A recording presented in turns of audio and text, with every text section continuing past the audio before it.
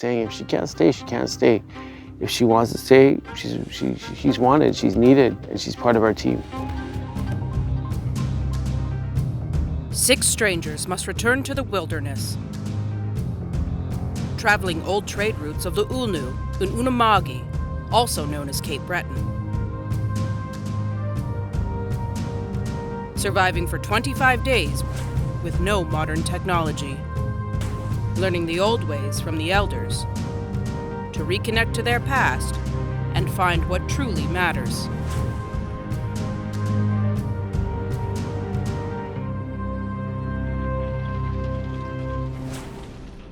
At their first camp as a new group, they have found a new sense of accomplishment, where everyone feels revitalized after Logan's success with the bow.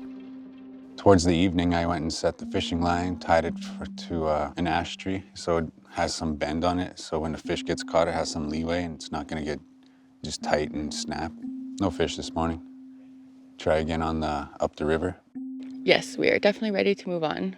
It will be great. It's a nice spot though, I'm gonna miss the spot, but it will be nice to see someplace new. Yesterday was very exciting. Logan got us a squirrel with the bow. Heard Logan yell, he was sitting somewhere around this area. Guess he got a squirrel with a bow and arrow. And I was a little skeptical to try it because, I can honestly say I've never gone into my backyard and looked up and been like, that looks like dinner. The squirrel was tasty. I never thought I'd ever eat a squirrel. And he managed to hit a squirrel. Yeah, boy. Brunch! Brunch on Logan! With an arrow, so that was like a big moral lift. Yeah, we can do something. And it was small. It was kind of like a pig roast, it looked like, which was kind of funny. he cooked a squirrel on a spit and it was pretty good. He was pretty black. Added that to my list of random things I never thought I'd eat. I didn't eat the heart. The guys ate it, and I kind of wish I had a piece, but it's okay. The heart wasn't too bad. It was a little bite. It was almost like a popcorn chicken to me. I saw some this morning, but I was just using the washroom, so I couldn't hunt a squirrel, but I seen it. As they ease into their new lifestyles, packing up and moving has become a much smoother routine for the group. Though still needing more food, they prepare to head to their next camp, Dark Falls.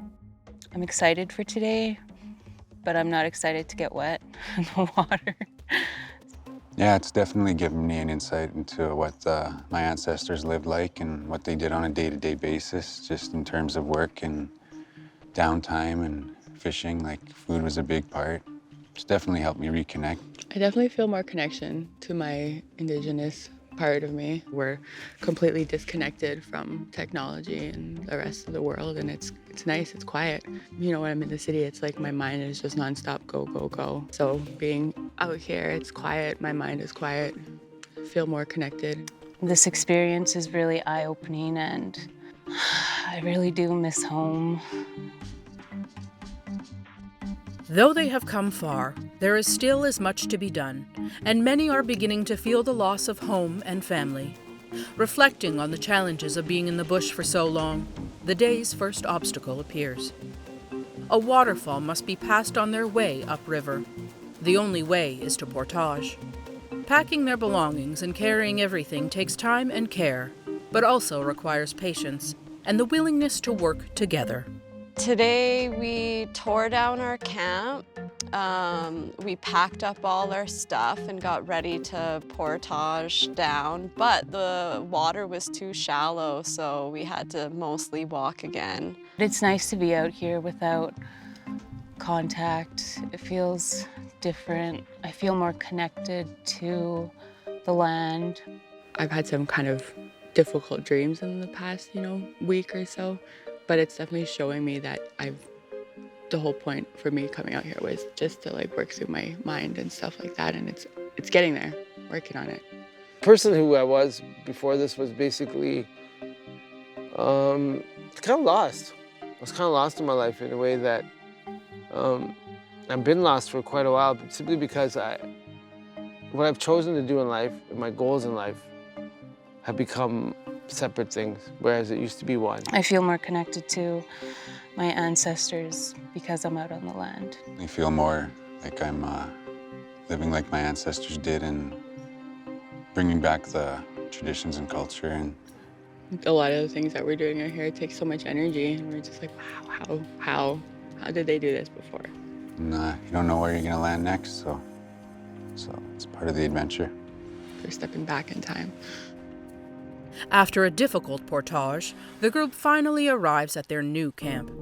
With the weather turning and the physical and emotional challenges mounting, they must find new reserves if they are to continue.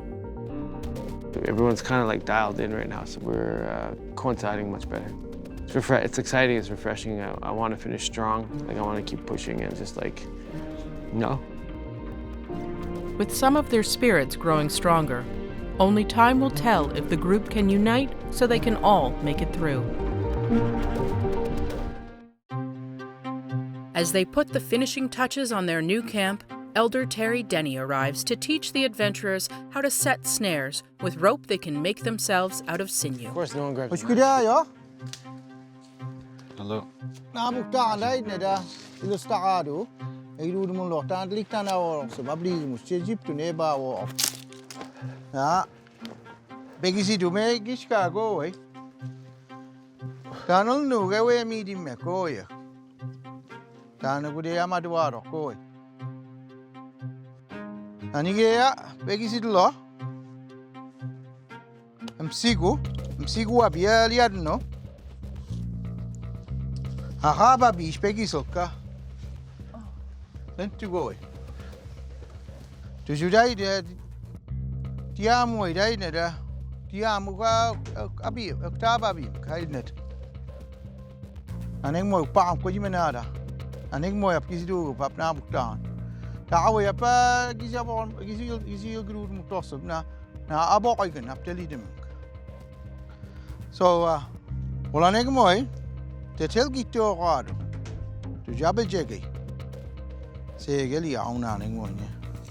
Tanda wila se tachtegel. Na mawa aduan. Is de telege. Is up ito oge. Jabe jegi det. Antaba bingis portis it kis. See the rope starting to form. Wala niya day neda. Muina bila. Ay muina buya diamabi. Yana butana mede. Dorochisk. Nu dai mela.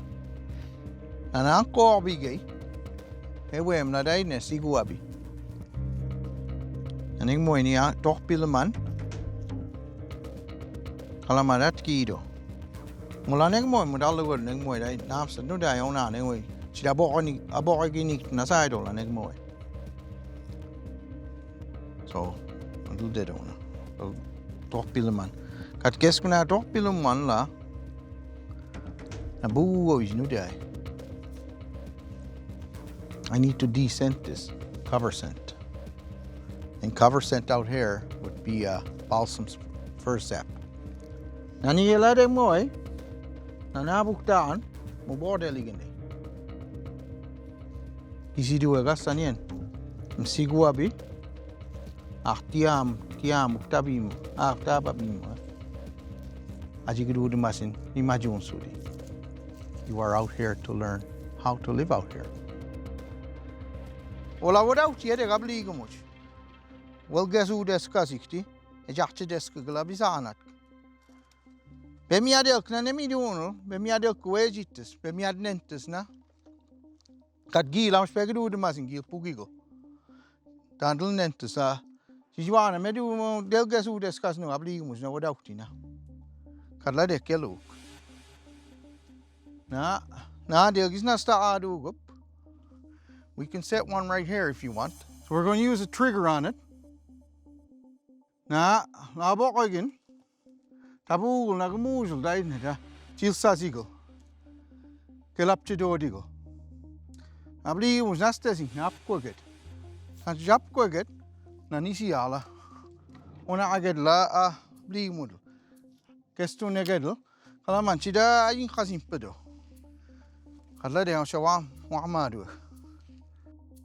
Once a trail is located, a loop is made with a single piece of sinew to form a snare and tied onto a large log, which is anchored to a tree so it can pivot. The remaining cordage is braided into a thicker sinew.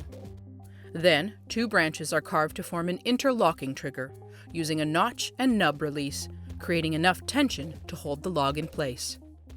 With the braided sinew tied around the trigger, the snare is positioned just above the ground, held open by 2 smaller sticks. Once the snare is activated, the trigger stick releases the log, which lifts the game into the air, with the weight of the log keeping it suspended. Aniela, Jilsum. Jilsum la reiner, moes. Dus la nek mooi.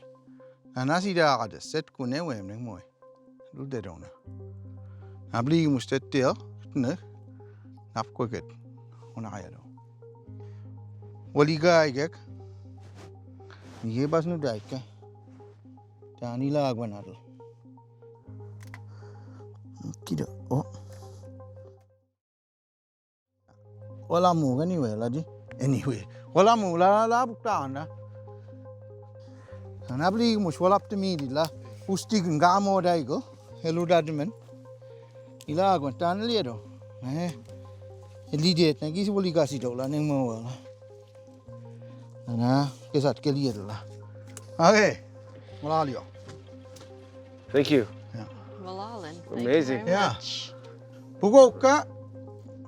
Bugo kisi gina mo loktain. Tana bon mo si dox tel mi ma junsin. Bugo teli mo lokta ka wai da gemus. Tandel mi la mu ko ni ko gala. Minishko. Tandeli tantigen. Ni go always it legal abi espokasigo. Ni ai na bukta kan maut. Digo buwai. Anis liwana. Dus jua, maak me mee staan. Dan gisel gas me ligt aan de rossef. Niet je gisku egna mulo, taba bimo dan lia rossef. Ugok na go idai ne da tep tuk tani tu is bijortus. Kat keskuk. Kat gna mo an nahdai ne da chiji daan. Chitandel mi majum sindet. Oju bega dun ladet mudalik sukukun. Anek mooi nu daar wana. Kalamanta madwe de stet. Akisem soep die dossep. Is will jaw ti wo of that deal. Liana mugo yedenu. We got 3 breaks in a day. Breakfast, lunch, and supper. Out here we do not have that luxury. When you're hungry out here, that's when you eat, if you have something. So there is no time. There's only daylight and there is darkness. So that's all I have to say anyway. And I thank you guys for listening. Thank you for always. Malalio. Malalan. Yeah. Thank you. Masicho. Struggling to find sources of food, Josh heads along the river to spear fish and takes time to reflect on relationships both at camp and back home. And we're out here trying to spot the fish. Doesn't seem to be much out here right now during the day. Yeah, it's very picturesque though. Nice river line. Very nice. Me and Teresa, we're getting pretty close. Good friends, have a lot in common. You can tell she's a very independent woman. Yeah, I've done a lot of walks together, sitting by the riverside, talking. Talked a lot about our pasts and stuff, and yeah, gave me more insight to who she is and who I am. She gave me a good hug after that fight with Dayboy. So she's seen me cry, seen me laugh, seen me act a little silly. Yeah, it's nice to have someone to keep you warm at night. Kind of keeps you going throughout the whole days and such. Yeah, she's been a very good friend so far. Someone to lean on, and we're good delegators and just a good support group all around. The others I seem not to be as close as others would think. Like, I think Jody and Carly are pretty close. Dayby and Logan seem to be getting along well. They sit up and watch the fire and can hear Logan snickering a bit. But I do have someone waiting back home for me and can't let that go to waste. Just keeping the fire alive. And I've heard that analogy in Sweats before. The woman at home and the men at home keeping a fire alive while you're out here learning and growing as a person. But yeah, in my mind, that'd be pretty perfect, I think. I think she feels the same way, I hope. But that's up to her.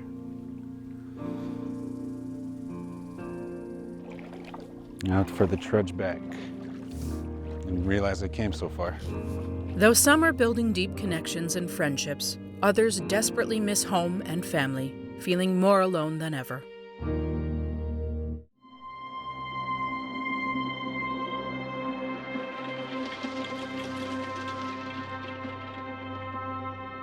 With the day coming to an end, the group splits up to harvest any food they can find.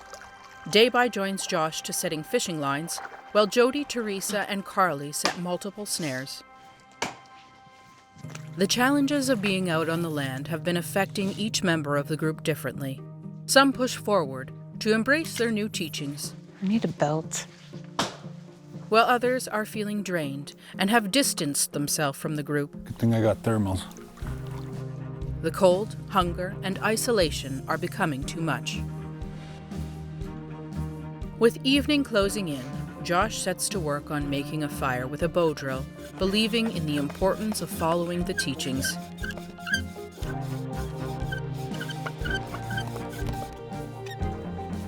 He is soon joined by the others, who are realizing that teamwork and support are some of the best tools they have. However, one adventurer has not yet returned to camp. It's tough, and I constantly want to cry. One of the crew came up and notified us that Jody had announced that she was prepared to go home. And I couldn't sleep at all last night. I was tossing and turning. Our team has finally come together in a more operable way. So it was disappointing to hear. And all I could think about was going home and finishing this whole thing.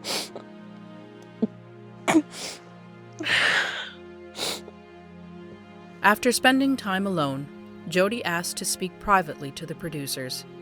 She is asked to leave the show. Everyone has struggled with loneliness and isolation, and they've already lost one member of their group.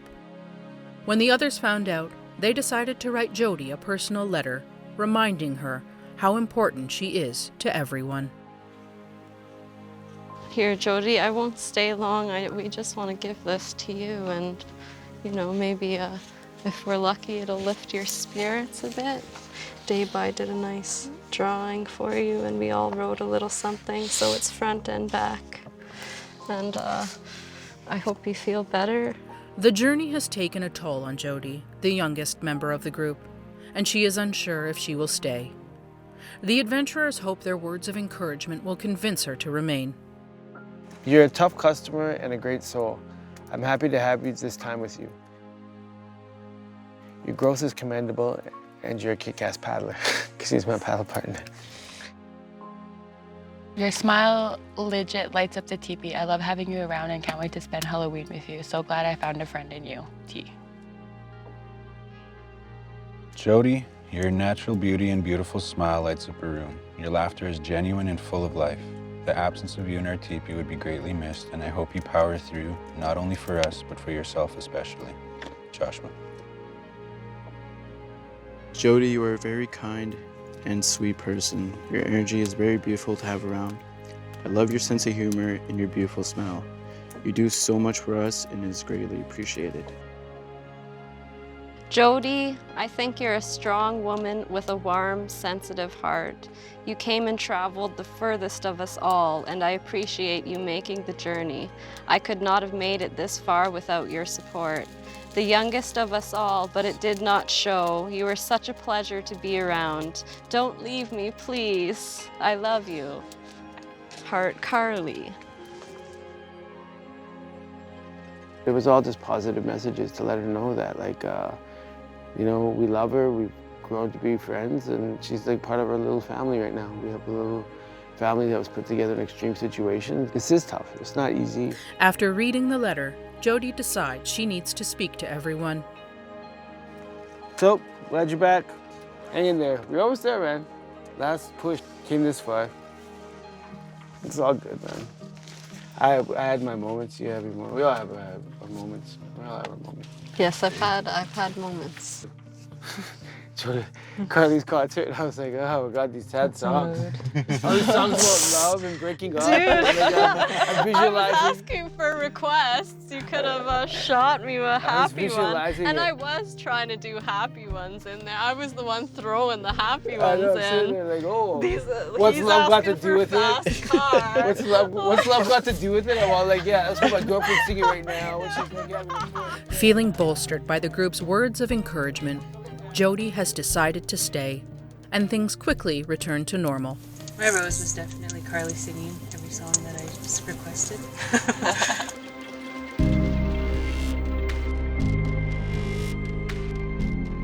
We are made strong through struggle and unbreakable through compassion. In every small moment comes a chance to define our day and change the course of tomorrow. Can we learn nature's lessons of harmony? Do we reach for tomorrow together, or let selfishness drag us backward? Can you rise by lifting others?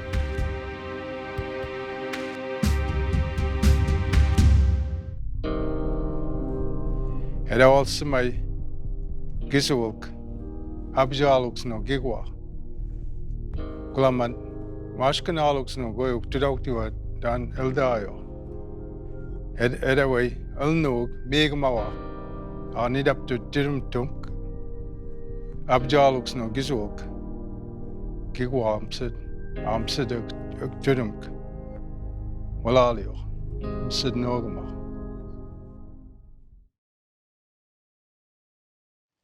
Closer we get to going home, closer we come together. 6 strangers must return to the wilderness,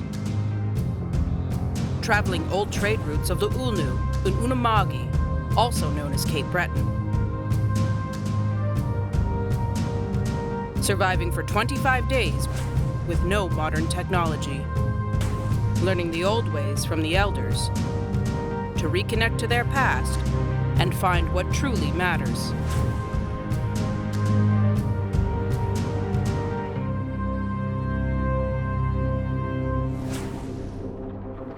After weeks of surviving together, the adventurers are missing family and on the brink of succumbing to exhaustion and hunger. Carly sets off in the morning to see if their snares had any success. That's something. Then we came over here. I don't exactly know where T's and Jody's are because we split up. My morning was okay. I woke up and I had a headache kind of all day, so that kind of dragged me down, but I had to go check our snares. I heard that you can get rabbits with some mushrooms, so I tried to bait some of the ones I put up anyway. But no, it's not looking like we're having much luck today. I think everything stayed hidden because of the rain. Okay, now I put some over here. I didn't have to do fire watch.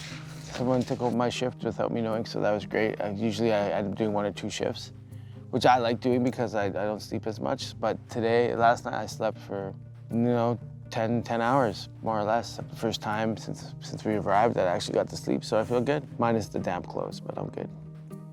We're solid, we're friends. He's a good person. We've had a lot of good talks, good conversations, and he's cool, I like him. He's, I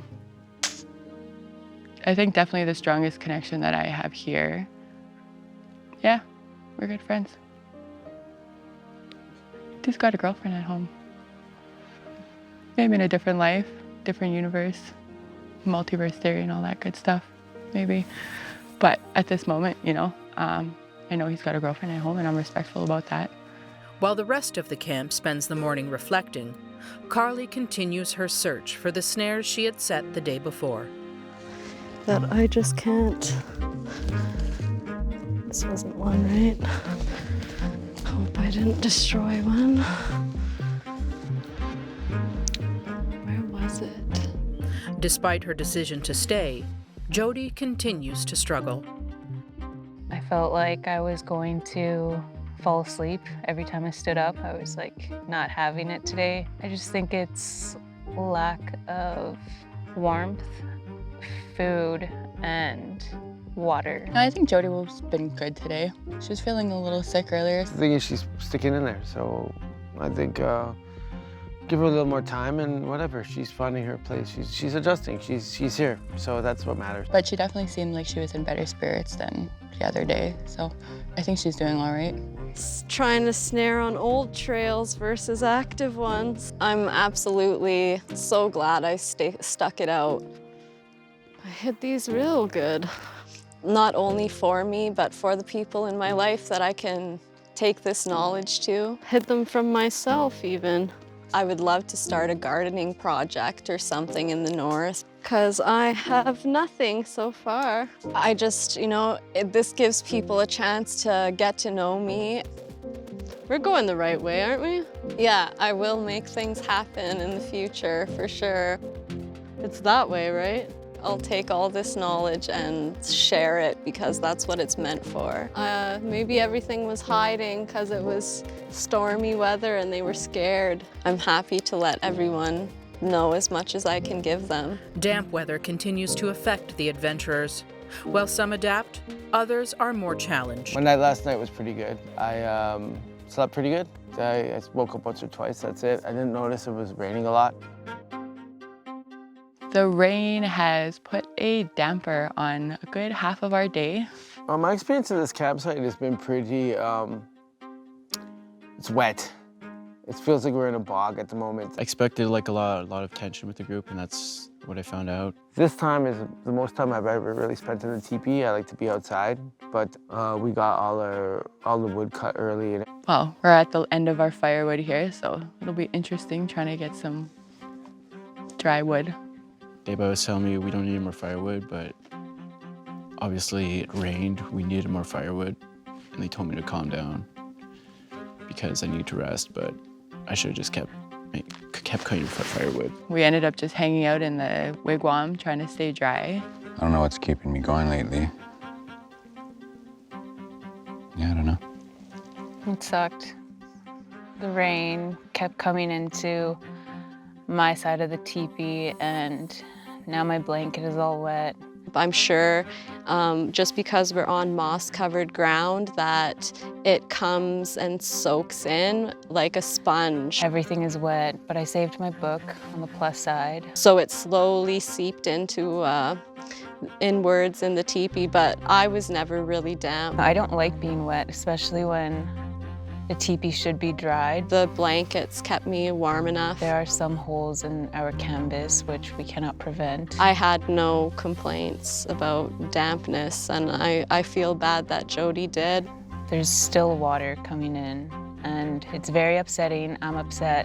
I can deal with that and still wake up and be okay, but I'm not sure. She'll probably be cold and upset, and I'd rather her be happy. Keep her warm by the fire. I hope she doesn't leave. I really love having her here. We've all been in this from day one together, and we came in as a team. It'd be great to leave as a team. At this point, I just want to go home. Hungry and exhausted, the adventurers must discover new strengths if they are to have any chance of finishing their journey.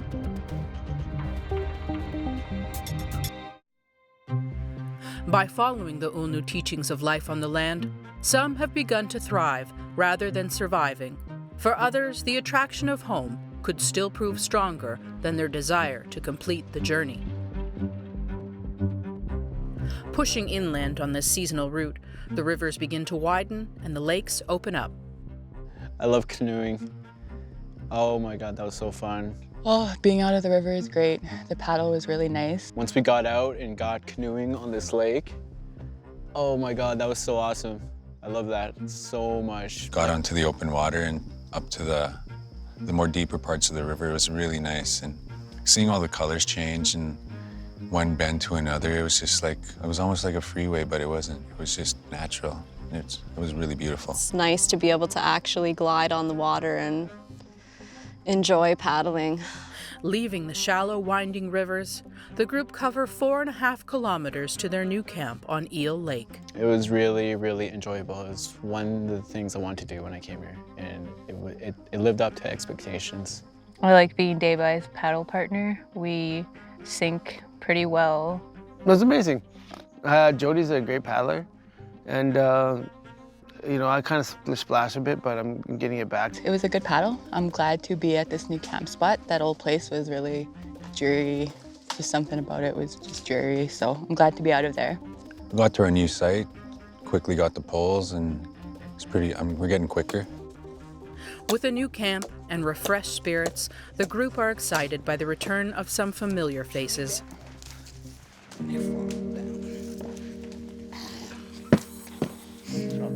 Dante, hey, welcome. Hey, Hey, elders are here. Wow, it's beautiful here with Wait, the fire going. what's that? Elders here. Hey, welcome. Right on the medicines too. I didn't do it. You didn't do it. All right, you can sit down. You can sit You can sit right there. Just sit. Named Lucia, Sudik Bernal, and Judy Gugu, Wamku Krewi, Skuishku Egan my Pisona. Da hoigis ma khod mo do ishka jishme tali So is about in Dalwisi. Bodla de Cleawi. Peji Gunuadal not Andelin Pisiap. Isn't Guyanek. Aha Megisha Gunun Muxidosabula Nidaba. Kisko. Gargoy Kiskuga Kigamana, what do you need? What's he go to you? Somebody does what he made it, drugstore, Koi, Western Eldaj, instead of the way, Bison sword no. Last year with Bison, band-aid treatment, about. I like what they said about the Western medicine and how it's more of like a customer base, really. They want you to keep coming back. They'll treat your symptoms, and once more pop up, they'll give you some more and come on back. Anyway, good what? Delaware, Ninaj, Edegna, and Pisson, no knowing Pisson, there's a look snoogaran. There was a wild war bage. Delaware made it natural chemo. I, Wedgie, Delaware, white birch, liquid tincture. Was a wild war of Negamoy. Maju Quadam Delo, Bonajo and Salaway, Malagage, Sismon.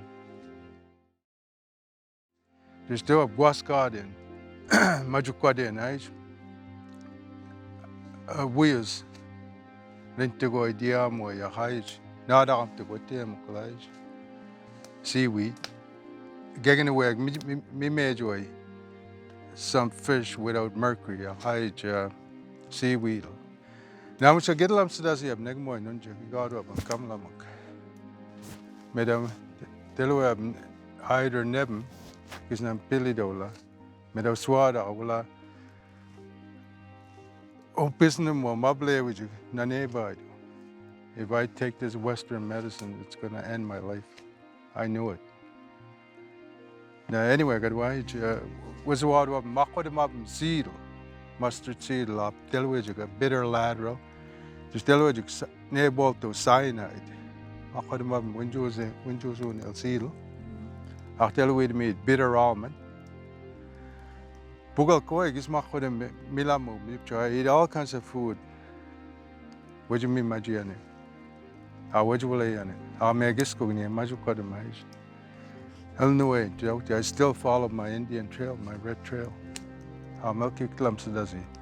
Dandelion multi. Arcade wise. Snuga and name what is you get squizino.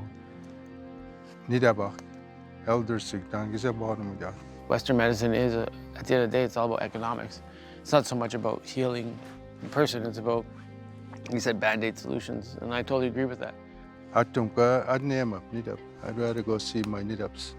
Joe, Judy, is Nagisagu, Yenamagi.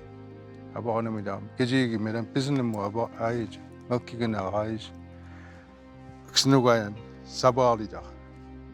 I know their medicines will pull me through whenever I get sick, whenever I get ill.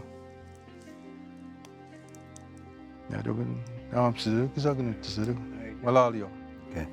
It's just like any medicine. If you misuse it, it's no good to you. Any kind of medicine. The Indian medicine is the same as to act the same way. If you misuse it, it won't be good to you. You could overdose yourself. The Creator gave us all this. Most of the trees or most of the medicines that you look at, it's either food or it's edible. Food or medicine. And it's our responsibility to learn.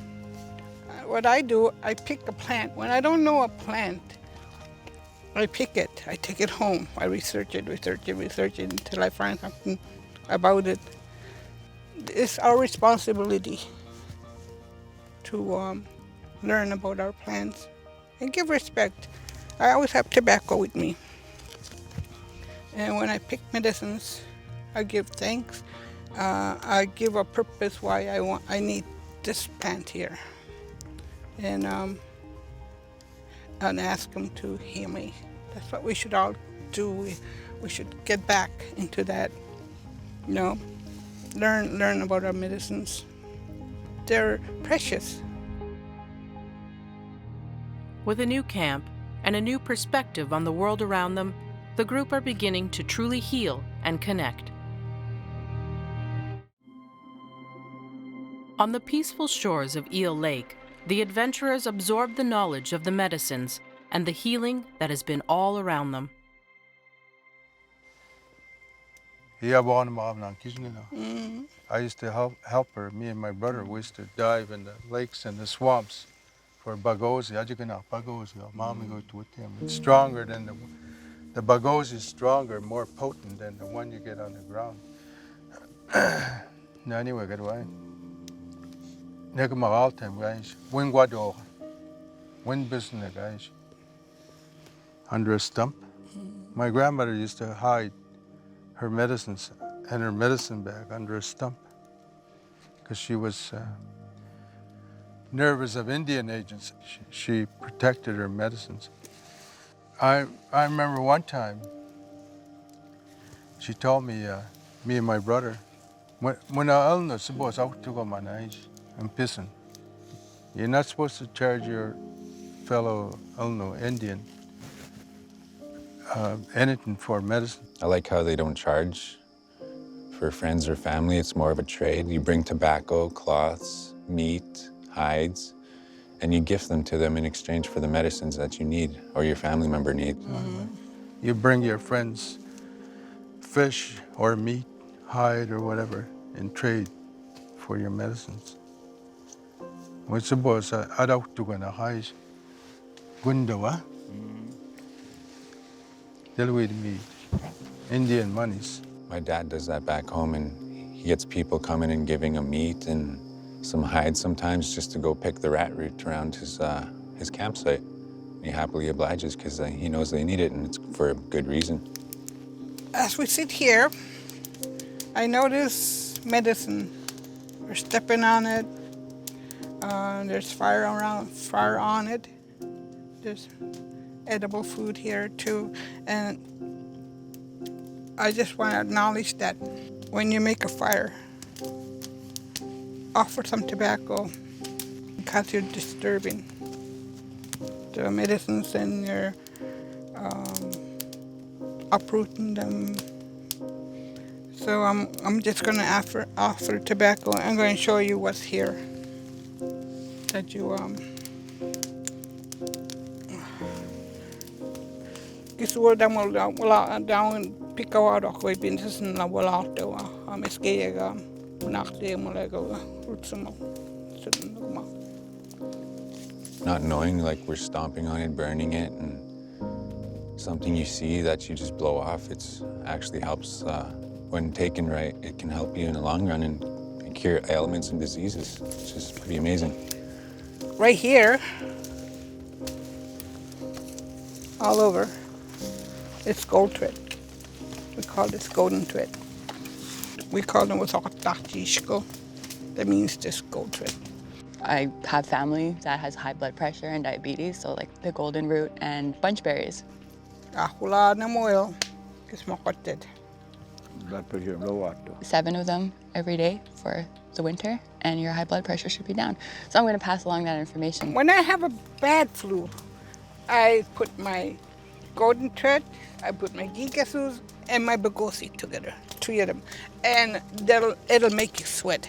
Oh, it'll make you so sweaty because it's attacking that virus you have inside you. I think about the lesson today is it's important information that we know and we have options when it comes to illness. Nugagulam, sabujijo, sabujish, wijitet. Galuchijo, sudunanat. Galuchijo, the side one gets nugad. Pusis nugad when the immune system low weak. Akekis kijino cancer outage, genome prostate cancer outage, no more where me do. Mahadu gam cancer got a gelnik.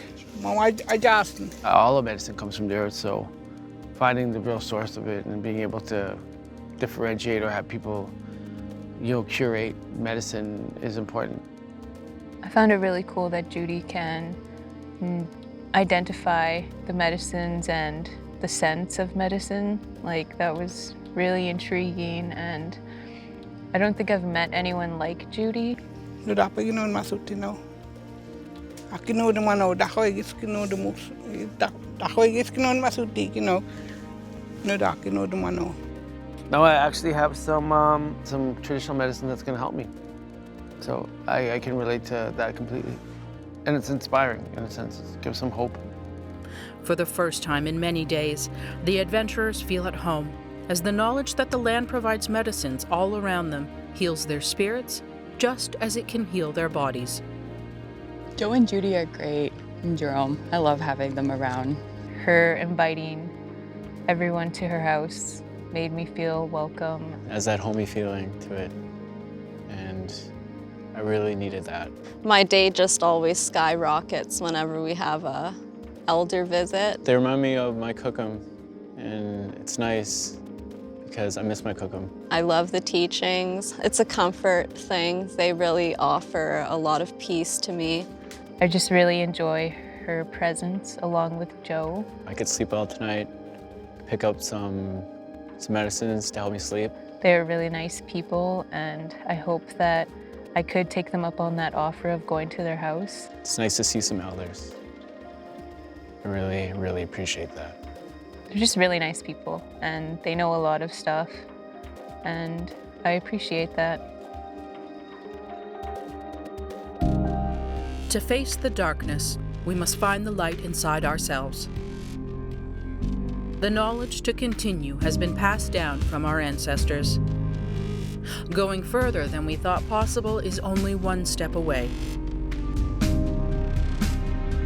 Can we see their ways through our eyes? Will we sacrifice our growth to return to a home that has never left us?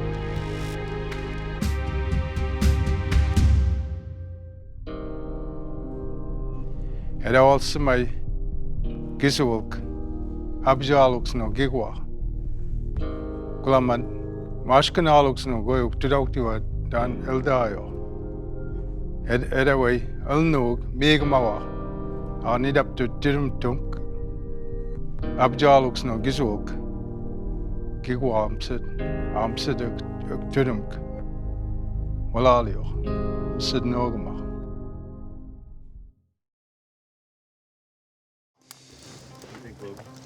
So good. It's like chicken. Open up.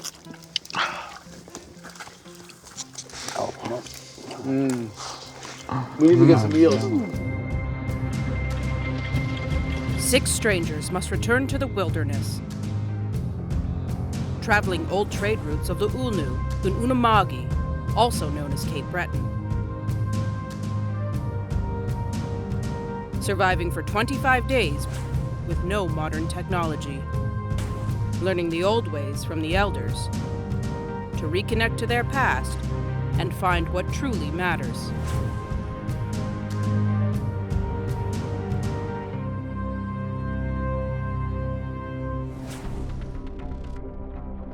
Previously, the adventurers were visited by Joe and Judy Gugu, who shared teachings about medicines and how to utilize the natural healing properties available all around them. Now, continuing with their teachings, they want to show the group a more practical skill for their tired and hungry bodies: how to properly prepare eels. Joe and Judy have returned to teach everyone how to prepare eels, a traditional delicacy that fills the waters all around them.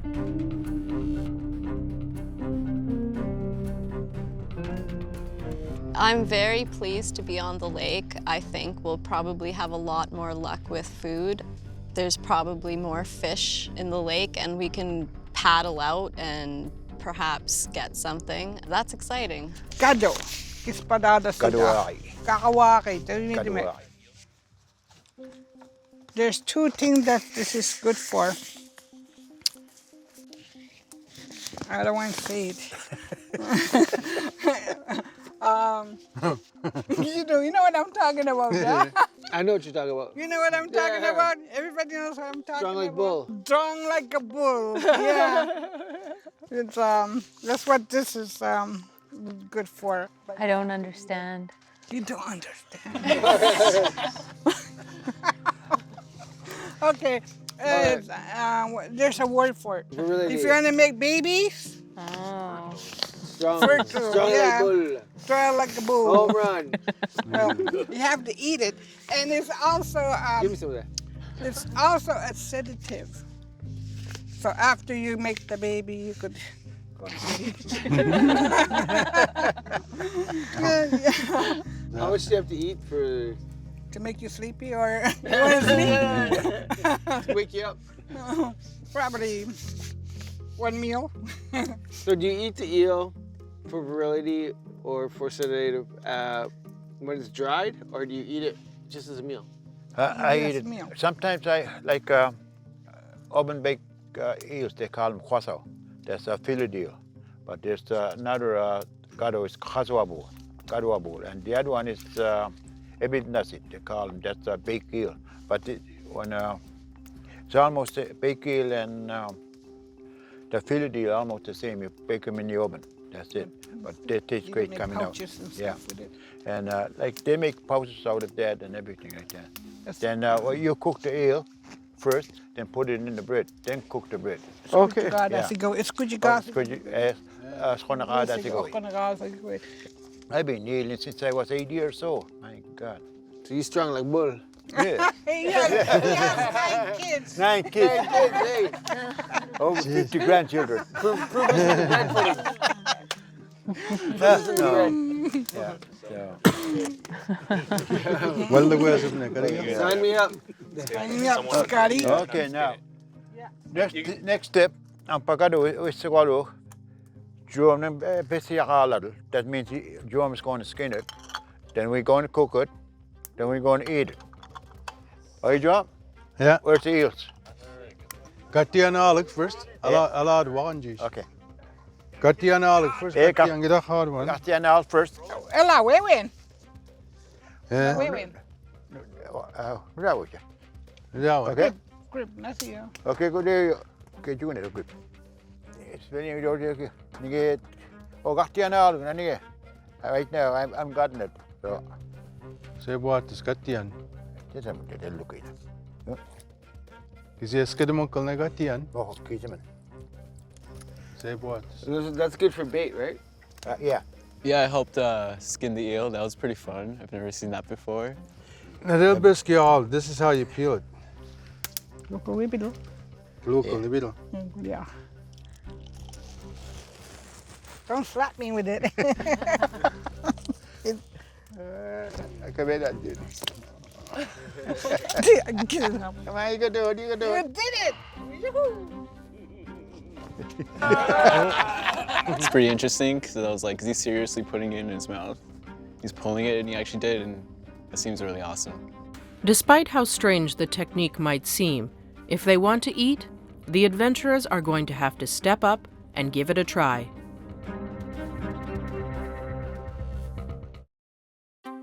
Hungry but excited, Logan is first to volunteer to try peeling an eel with his teeth. Welcome to Logan's Kitchen. Okay, there you go.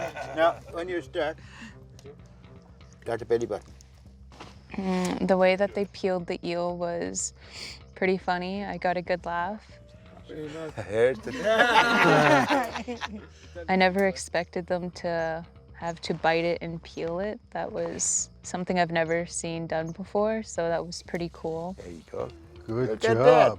Good job. Wow.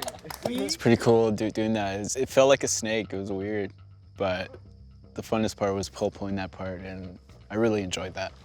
That was so awesome. Joshua. There you go. Jump out. Don't tell me much it me. I'm the dead. Mungkin jump me much in there. Say what is like Pahamina Albuquit. Made a nigga all time get you doing. Is that what I did? Get you go cheat on Sequoia.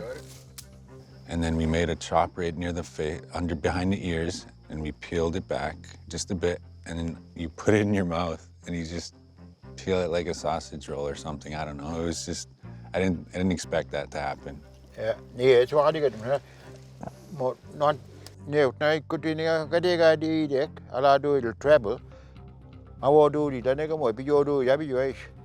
What you and trap it to what you can do, anyway, got out and yap. To make me mad, I got all the edo. Okay. Green we go let it go. I scuddy on one dear. I was an go them some like my was so I'm got the Anna. Yeah, I definitely could tell you. Yeah. Better got my own, you know. Well, see the walk on that, Joe? Go right here, right behind the gills. No, did not want to try to do the eel. I mean, I would have if it came down to it, but nobody pressured me into it. So it's fine. No, go ahead. It's only a piece anyway. Oh, sorry. You can tell it's a very strong animal, right? It's like almost like a constrictor, like a snake sort of feeling, but it's very slippery to hold on to. It's like a water banana peel. Now you just push your knife till you get to the skin. Okay. When you're pulling it off, it's crazy because it just comes right off. Like it's almost like opening a saran wrap or cellophane. It's like really not too different if you can get your mind past it. I thought I was gonna have a difficult time actually doing any of this. You know, that nice hot meals right after, you're really not worried about the whole process because when you're hungry and it's not nice eel. That's good. Nice. I didn't want to peel it because I did not want to have a raw eel in my mouth and have bits and pieces of raw eel in my teeth. I really thought about it and I just didn't feel comfortable doing it.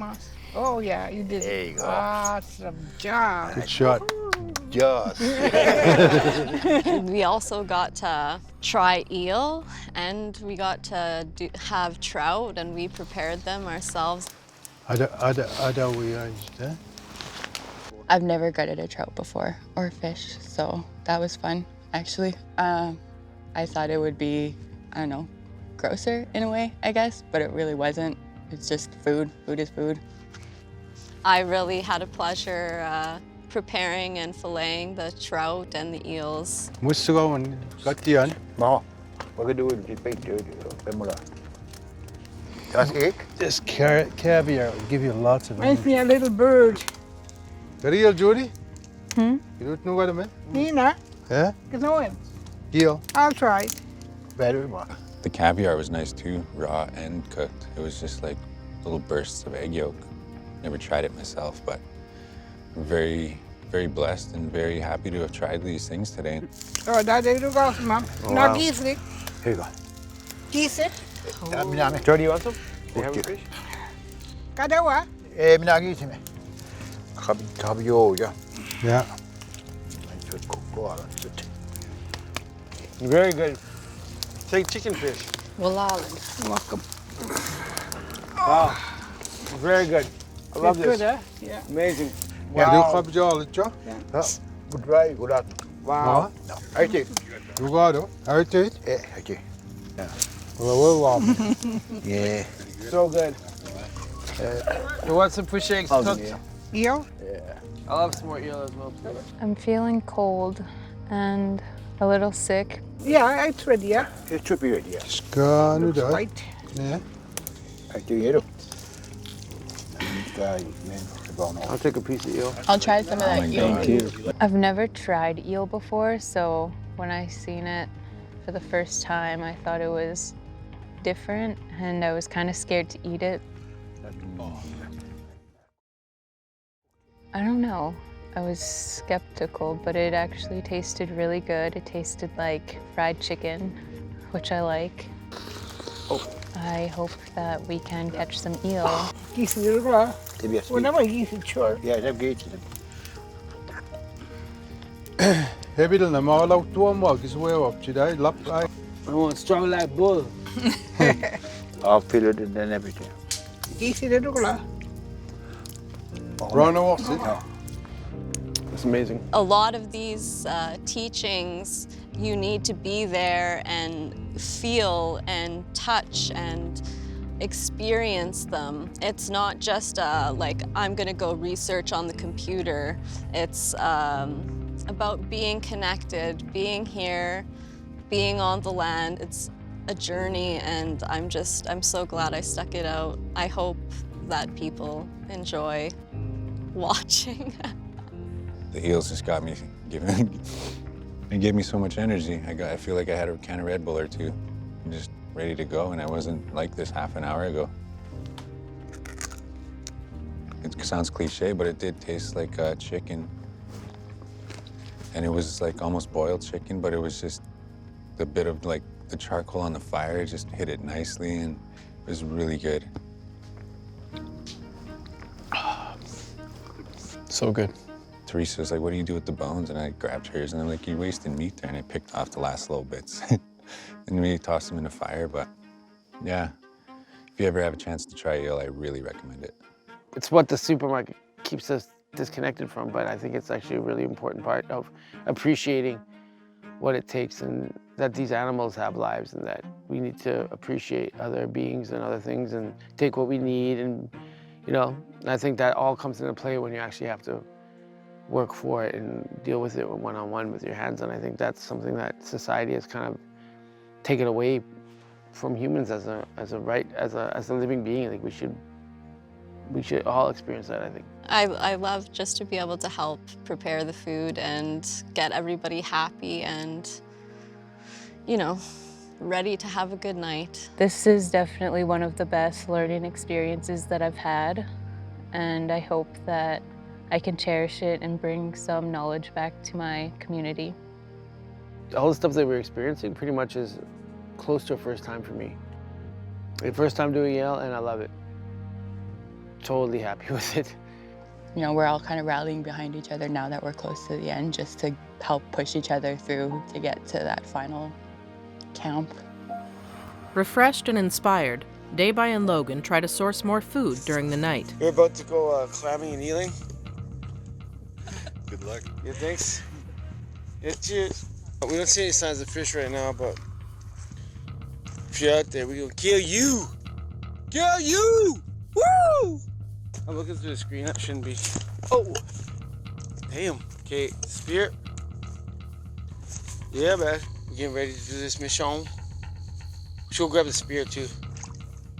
Oh yeah. Oh, there's a baby eel. Go this way. There's a whole bunch right here. Go this way. It's not getting too muddy. There's some right there. Some water in there. Keep them alive. Fresh as possible. Hey, you dropped one. So, mofos. Yeah, then we're going eeling. Reeling. Boom. You alright? You alright? Something on the shore, eh? It's like an otter or something. We come home with bounty. Woke up this morning, went fishing, no luck. What'd we cop? Clams. Mad bucket of clams, yo. We're on a strictly muscle diet because we're made of muscle in the house. Biggest pot yet of muscle. Just saying, we gotta eat. Fools gotta eat.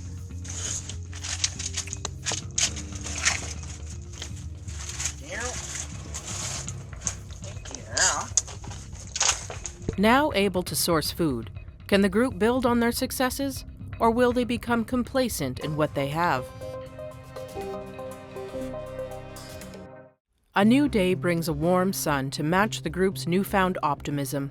With so many skills, they are in control of their journey like never before. And like just where we're at now is like we were in the bog the other day and it was dreary, rainy, but now I took a bath in the river, in the lake, and there's clams everywhere, and feeling really positive. With new sources of food, the adventurers have the confidence and energy to reflect on their journey and what it has done for them. The mussels first thing in the morning, easy. It's right there on the shore. Grab some, start the day. So much better to start the day with something in your stomach and gets you through the rest of the day. So we started to drag lines. So we're getting there. While Daybai has chosen to continue the tasks at camp and look inward, others seem unable to find purpose in the relative comfort they now enjoy. I have more time to think about my grandfather and his grandfather, or his father and my son, and yeah, I mean, I think about it more often now, and I just appreciate how hardy they were as a people. I'm sure some people handle it way differently than others, you know what I mean? As they reflect on the journey in different ways, some have become more in tune with the way of life their ancestors once thrived in, while others continue to feel the lure of their old ways. You know, yesterday I started chopping a log, I'm just like, ugh, you know, like I'm just spent. But I mean, again, they were more adequate at hunting. So they were raised into this, you know what I mean? So I have to give myself that because I'm pretty hard on myself. Like I'm stumbling when I go hunting, I'm loud, you know, I don't know how to carry my spear. I tipped my canoe in ankle-deep water. I mean, just these things, you know, it's very challenging to like get yourself back up and keep going and trying again because it's like, you're like, okay, let's do it on national television and I'm tipping my canoe in like one ankle of water. It's like, come on. You ever watch Keeping Up with the Kardashians? Once in a while, I would watch it. There's this one episode where Courtney's water broke and she's just like showering, getting all Oh, dude. I know I'm good. I'm doing better, I think, and it's interesting how that happens. That, you know, you kind of like let yourself go through and then realize how much you don't need and how much you didn't need. And you know, our society tends to overeat, overorder, overdo everything, and then you just realize how simple you can maintain on. Because right now, like, yeah, I'm a little hungry now, but not as hungry as I thought I was. You know what I'm saying? Like, I'm cool. They drink water. I'm fine. Like, you know, it's a blessing. I'm very happy that I have this chance because no one, like, I think everyone, not just our people, could use something like this because it really clarifies things.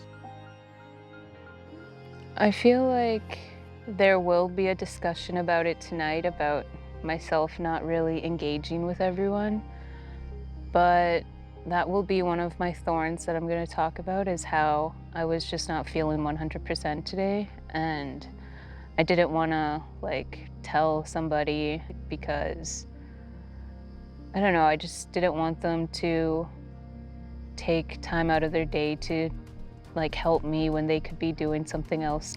I felt like I was going to fall asleep every time I stood up. I was like not having it today. I just think it's lack of warmth, food, and water. So I plan to drink a lot of water tonight and follow Judy's instructions on how to feel better with the medicine that she did give me. So I'm hoping that they do work and that I will feel better tomorrow. People come out of their shell at their own pace. You know, she's from a remote community far away. She misses her family. I totally get it. You know, but the thing is, she's sticking in there. So I think give her a little more time and whatever. She's finding her place. She's adjusting. She's here. So that's what matters. And I'm not one to push anything on anybody. So you know, she can take it or leave it at this point. But you know, as long as she stays in there, because like I was telling everyone, like, we're not just doing this for ourselves and our families, but people are watching. People will be watching, and I think that anyone who attaches themselves to any of us in the cast while they're watching this series is like, you know, it'd be disappointing, especially if they're looking up to us or they, you know, it's like a test of perseverance as well as self-growth, and learning. It's all the things in one, I think. Like I said, I think everyone should go through it. No, I think Jody has been good today. She was feeling a little sick earlier, so I hope eating and drinking some water helped her. But she definitely seemed like she was in better spirits than the other day, so I think she's doing all right. It was just a good day all around. I didn't expect it to turn out like this. A change in direction must be followed by taking new steps forward. Everything that comes from the land is a gift. Every teaching must be passed on.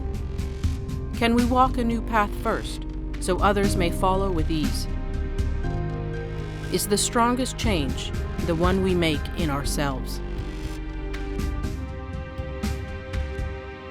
It also my giswalk, abjalux no gigwa. Kulaman, mashkanalux no go to doctor dan eldayo. Edaway, elnog, megamawa. I need up to Dirmtunk. Abjalux no giswalk. Gigwa amsid Dirmk. Walalio, amsid nogama. And then we eat something, I hope. Don't get your hopes up. We gotta catch something if we want to eat.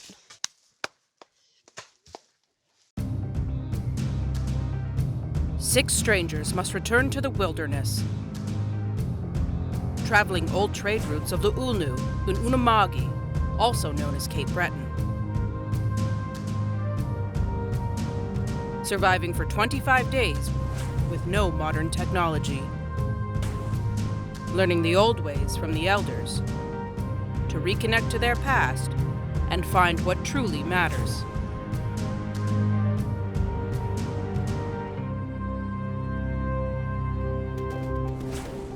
On the shores of Eel Lake, the adventurers have found a new sense of peace and positivity. But while trying to source new food overnight, they realize implementing their new knowledge takes practice. Last night we tried doing some spear fishing and getting some clams. And basically, I put some chum out, some of from the eel and all that sort of thing. And I was hoping to draw bigger fish in, so we could spear them, but nothing really came of that. So kind of went to bed. We had mussels again for dinner, so I was up pretty early feeling it. So I went to go check my gorge lines, and there was nothing there, so it was kind of a disappointment, but it was worth the effort. Yeah, it's just the practice of it, just getting up, getting out and doing something. It's kind of like, it was a beautiful day, the water looked like ice. It was amazing. Preparing to leave for their next camp, the group dismantles their wigwam. This task has become second nature as they have learned to work together effectively to form a reliable team. The whole group and I got to take down our campsite. Once we finished, we got ready to canoe to our new location. Logan is my paddle partner. He's a really good steerer, actually. He's a good paddle partner. I like having him in there. He's yeah, I can't steer, so he's good. Paddling like on this lake, on this beautiful lake, it's pretty fun.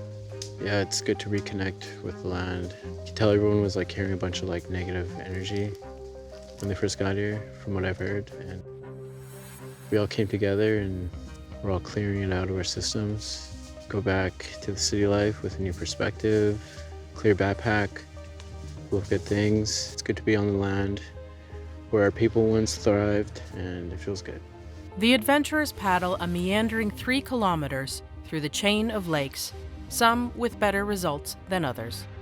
Paddling was fun, except it sinks. It fills up to your leg, and that's not fun. We took on water, so we had to pull over at one point and dump our canoe. Teresa and Logan took on a bit of water, but nothing crazy. We would have sank if we didn't do that, definitely. So a little wet, still a little cold. I'm definitely cold now. Can't wait to warm up. Jody's a good partner for paddling, and we had to stop to pick up the gorge line, check it again. Still nothing, but I was a little worried about that because I set the line up myself, so it was really difficult at some points. I almost tipped over. The paddling was beautiful, but it was tiring because we had a difficult time trying to find the right campsite to stop at. It's too steep. Yeah, maybe it's more flat over there. This is really dense. I think we should go around the bend. And we found a nice place, but there was too much grass and shrubs like everywhere, and it was difficult to get into the area. Understanding the need to set up camp before dark, the adventurers decide to relocate from their first choice, forcing some to portage. Saw a couple places for camp, came back, and there was a little diamond in the rough. There's a big hole right here. Did I break it on there? Hopefully not. So then we found a better place, which I'm happy about. We felt it was a lot clearer, a lot less dense, a lot of dry wood. So it'd be pretty easy to gather wood here and to sleep here for the last couple days. Let's come along. It's gonna be good for the next little while. Yeah, it should go by pretty quick. The last 3 days, I think, championship rounds. I think we chose a good place. That's what I came here to do, and I'm doing it. It's an amazing experience. I can't wait to paddle one last time. After weeks with little food and a demanding camp life, even the smallest paddle can become exhausting for some. They all push through to finish setting up and enjoy the experience as best they can. She's gonna hit the ground. Hilarious. I'm really looking forward to going home. I'm almost done. Like today, I almost felt like just walking out. I know I'm so close, but I'm just done. Done moving, setting up camps. I'll probably miss it after the fact, but it's tiring. It's cold. Vengeance, my heart burns so black. I'm always on the attack.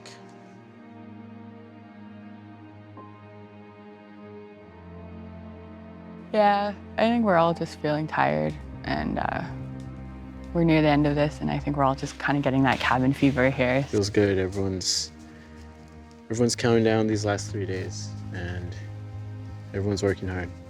It feels good. I definitely felt like I was more energetic for a good part of this, and now I'm just drained and tired. It's like watching a pot boil. Now that we're at the end of it, we're just waiting and waiting, and the energy's draining, and like I said, cabin fever is setting in, so I think that's where my low energy is coming from. Yeah. Right about there is good. Okay. Okay, that was, yeah. And then we're gonna take, this will be the door, because that's, take this one. Yeah. Despite the exhaustion and challenges, everyone knows that their journey is nearing an end. They have all struggled with reconnecting to the land and who they are in relation to it. But as the final days of the journey are upon them, they begin to feel a sense of loss.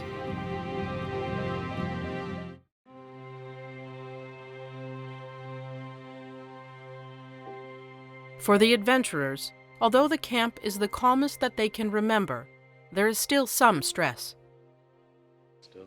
Yeah, I think we're too tired to fight, really.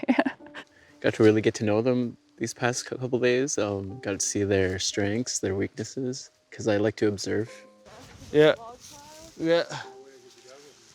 Not that bad, not that much. Yeah, we can pull that one up, Lauren. Day just is a little extra today. It's a little more day. A little more that way, Logan, that way. To the left, to your right. But wider out, more.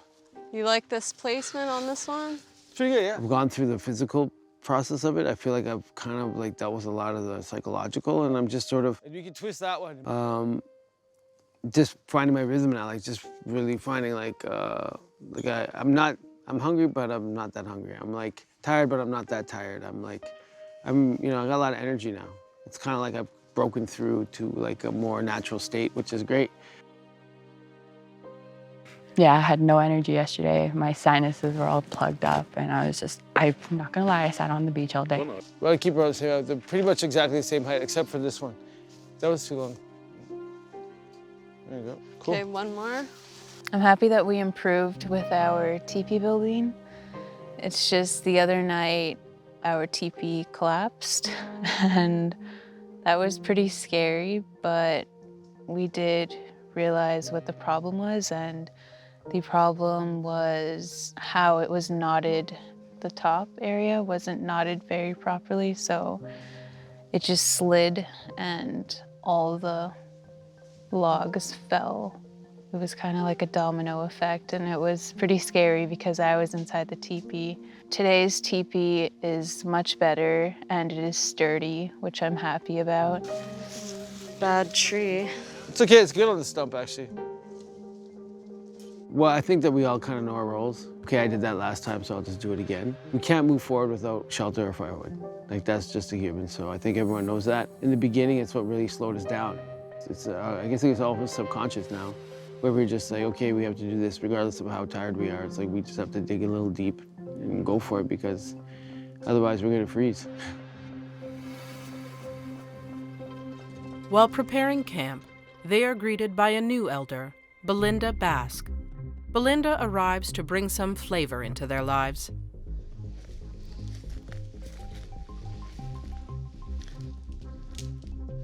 Because it lolage. Miship joya. I get to know the mola wakamala no. The Swamush Pagis or hike. Kundala de galala de go work is him can toss about to our toss it.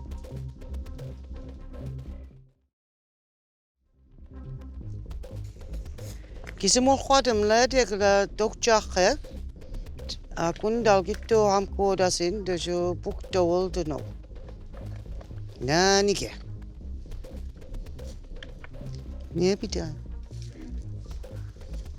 I thought the cooking method was really cool. I like having a deep pit, you know. I wish we had started the fire a little sooner so we could have more coals and actually have the cooking time much faster. Well, this worked out as the whole cooler.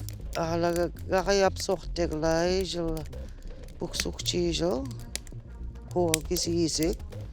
And already we just know because we still got no wish. I do the wish. I'm sure you are my lord. When you is your skin, no matter. Got one. At first, I was kind of scared to skin the squirrel, and then I realized it's dead, so I have no worries. When you buy it from the store, it's a hunk of meat. You don't see the skin and everything, but I guess I know anatomy a little bit, and so I'm comfortable with it. There you go. Just like that. Keep Just going like around, that. or? But yeah, no, I'm just comfortable working with meat, I guess. No. Doesn't bother me. Or up like this. I think once you get it, then you see. Oh my God. I guess I'm sure we're going to The elder and Daybai played a big role in helping me skin the squirrel because I've never skinned a squirrel before. Having them guide me through the skinning of the squirrel and cleaning was very helpful. Here, what's it here? It's okay. Just keep going. Jerry, maybe it'll be easier if I chop the tail off now. Yeah, it would. Okay. I appreciated it very much. I believe that processing, hunting, and collecting the food, it's all a part of reconnecting with my ancestors. We're gonna appreciate its life that it gave for us. Whereas if you just see a, packaged piece of meat, you don't even think about an animal that died for you.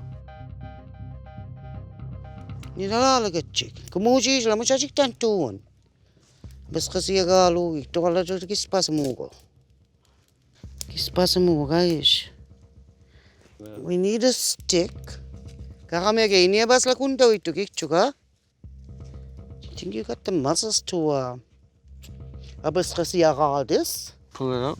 Yeah. If I get rabies, yo. If I become crazy about nuts. Huh? It's coming. Like this long. Oh, there you go. Look. I got it. Where's the tail? You didn't get the tail. That's You the tail, gotta take the bone out. Oh, okay. Jeez Louise. Yeah, I've been dreaming about food for the past couple of days, and that's hard. And I think my body's like crashing because I drink a lot of caffeine at home. Okay, buksugaya na ro kamush. Buksugaya ga dio. Gotta build more fire. All right. And then when you're done, we can do that. Okay, let me scan ya bijo buksugo. Tishwak leaf 6 chocolates. That was easy. You understood that. There you go. Yan da mo ho doon buksugo. Da mo ho doon. Yeah. Okay, Douglas. How many? Okay, you got 5. It's 4. 4. Okay, did you get as a homodian? You get a maple, we get dog. You go all it, you get nagam. We get to chit flavor, today is I do it. Okay. I do it first, you all get that. The pit oven was really cool. With that squirrel, you could definitely taste the maple flavor in there, which was nice. We've been having a lot of flavorless meats lately, so having a little bit of that maple flavor was really good. Just don't put it near the fire. Chala book to it.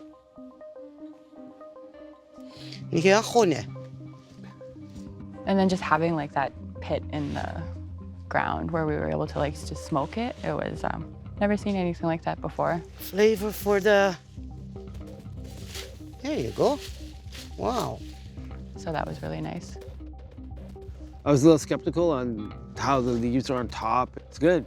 It's really good. It tastes like smoked ham, really. If I had known we could do that, I would have been doing that with our clam. I would have been doing that with everything. Oh, it's starting up again. We got any water? These ones are the wettest. Oh. There.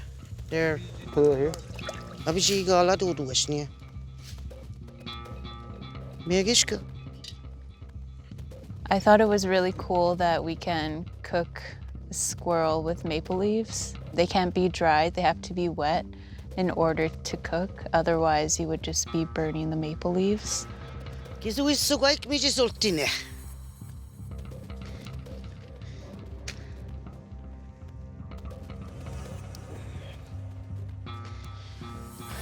Pass it around.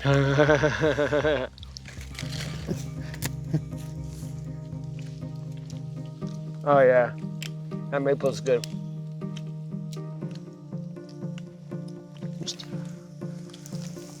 This one isn't. Look, I think it's going to be done in a bit. This one. Wow, that maple's not quite, but.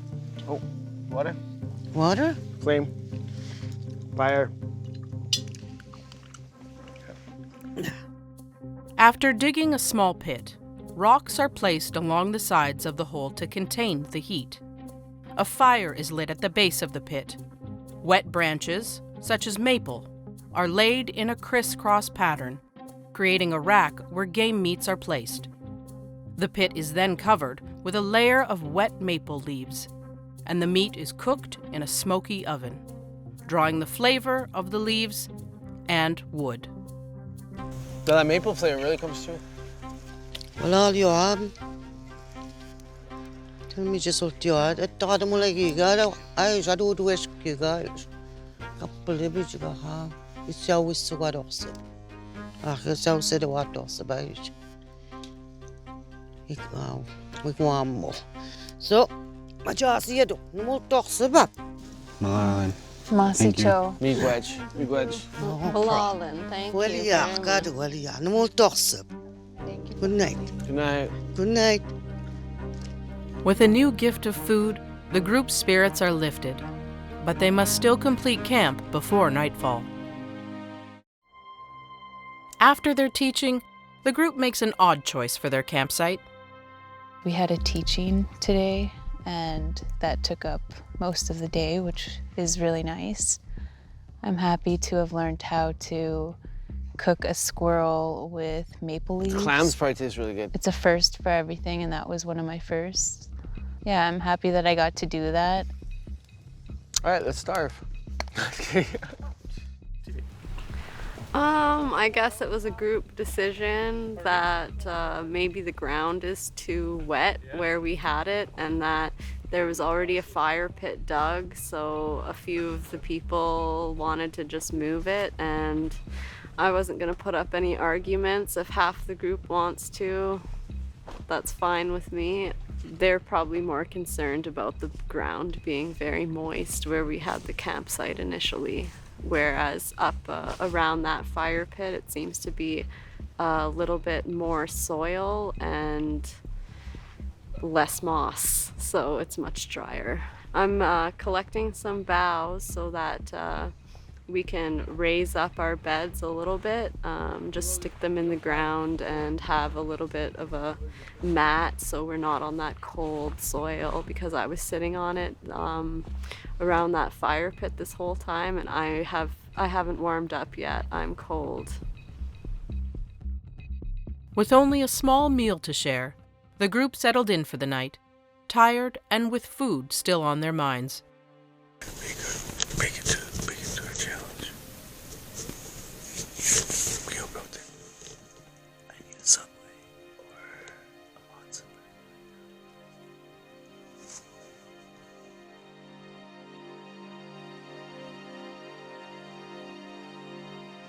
As the sun rises, the anticipation of reaching their final camp grows. It's time to get their final journey underway.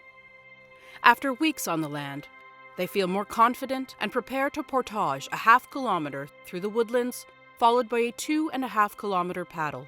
The journey is nearing its end, and many in the group are processing their experiences, wondering what their lives might be like afterwards. As they near their final campsite, smoke rises from a fire on shore. The adventurers are about to meet someone unlike they have met. Someone with first-hand knowledge of their experience. Come on shore. Howdy, come on in. Got a nice fire going for you.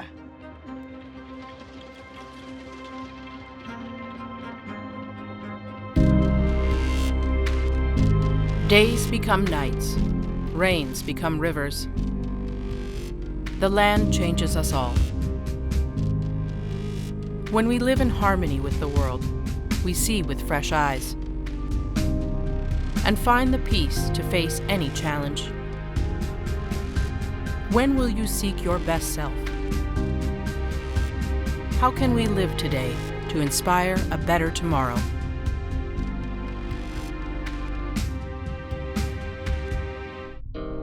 Era also my giswalk, abjalux no gigwa. Kulaman, mashkanalux no go to doctor dan eldayo. Era way, elnog, megamawa. I need up to tirum tunk. Abjalux no giswalk. Gigwa amsid turumk. Walalio, amsid nogama.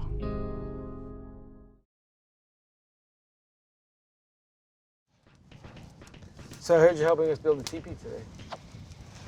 That's awesome. Yeah, I'm hearing it too for the first time. 6 strangers must return to the wilderness, traveling old trade routes of the Ulnu and Unamagi, also known as Cape Breton. Surviving for 25 days with no modern technology, learning the old ways from the elders, to reconnect to their past and find what truly matters.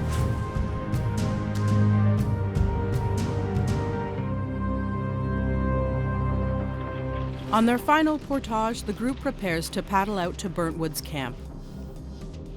The winds are cold, a sign that the season is turning. As they paddle, they realize this could be one of their last times canoeing together. On shore, they can see a fire already lit. Awaiting them is a familiar face. An adventurer from Season 1 has traveled to greet them, share his insights on what they've been through, and what it will be like when they return to their old lives. Oh, well, I'm honored to be a representative here from Season 1 to oversee the next generation of merchants. Howdy, come on in. Got a nice fire going for you. Well, when it was season 1 and we were nearing our end, I think we were a little relieved, but at the same time we were melancholy, you know, because we had to stop having all that fun. Nice looking vessel, brings me back. And so I'm really jealous of these new guys, you know, they're just coming down. I hope to get some of that energy off. Brendan. Nice to meet you, Brendan. Nice to meet you. Jody. Jody, nice to meet you. Brendan.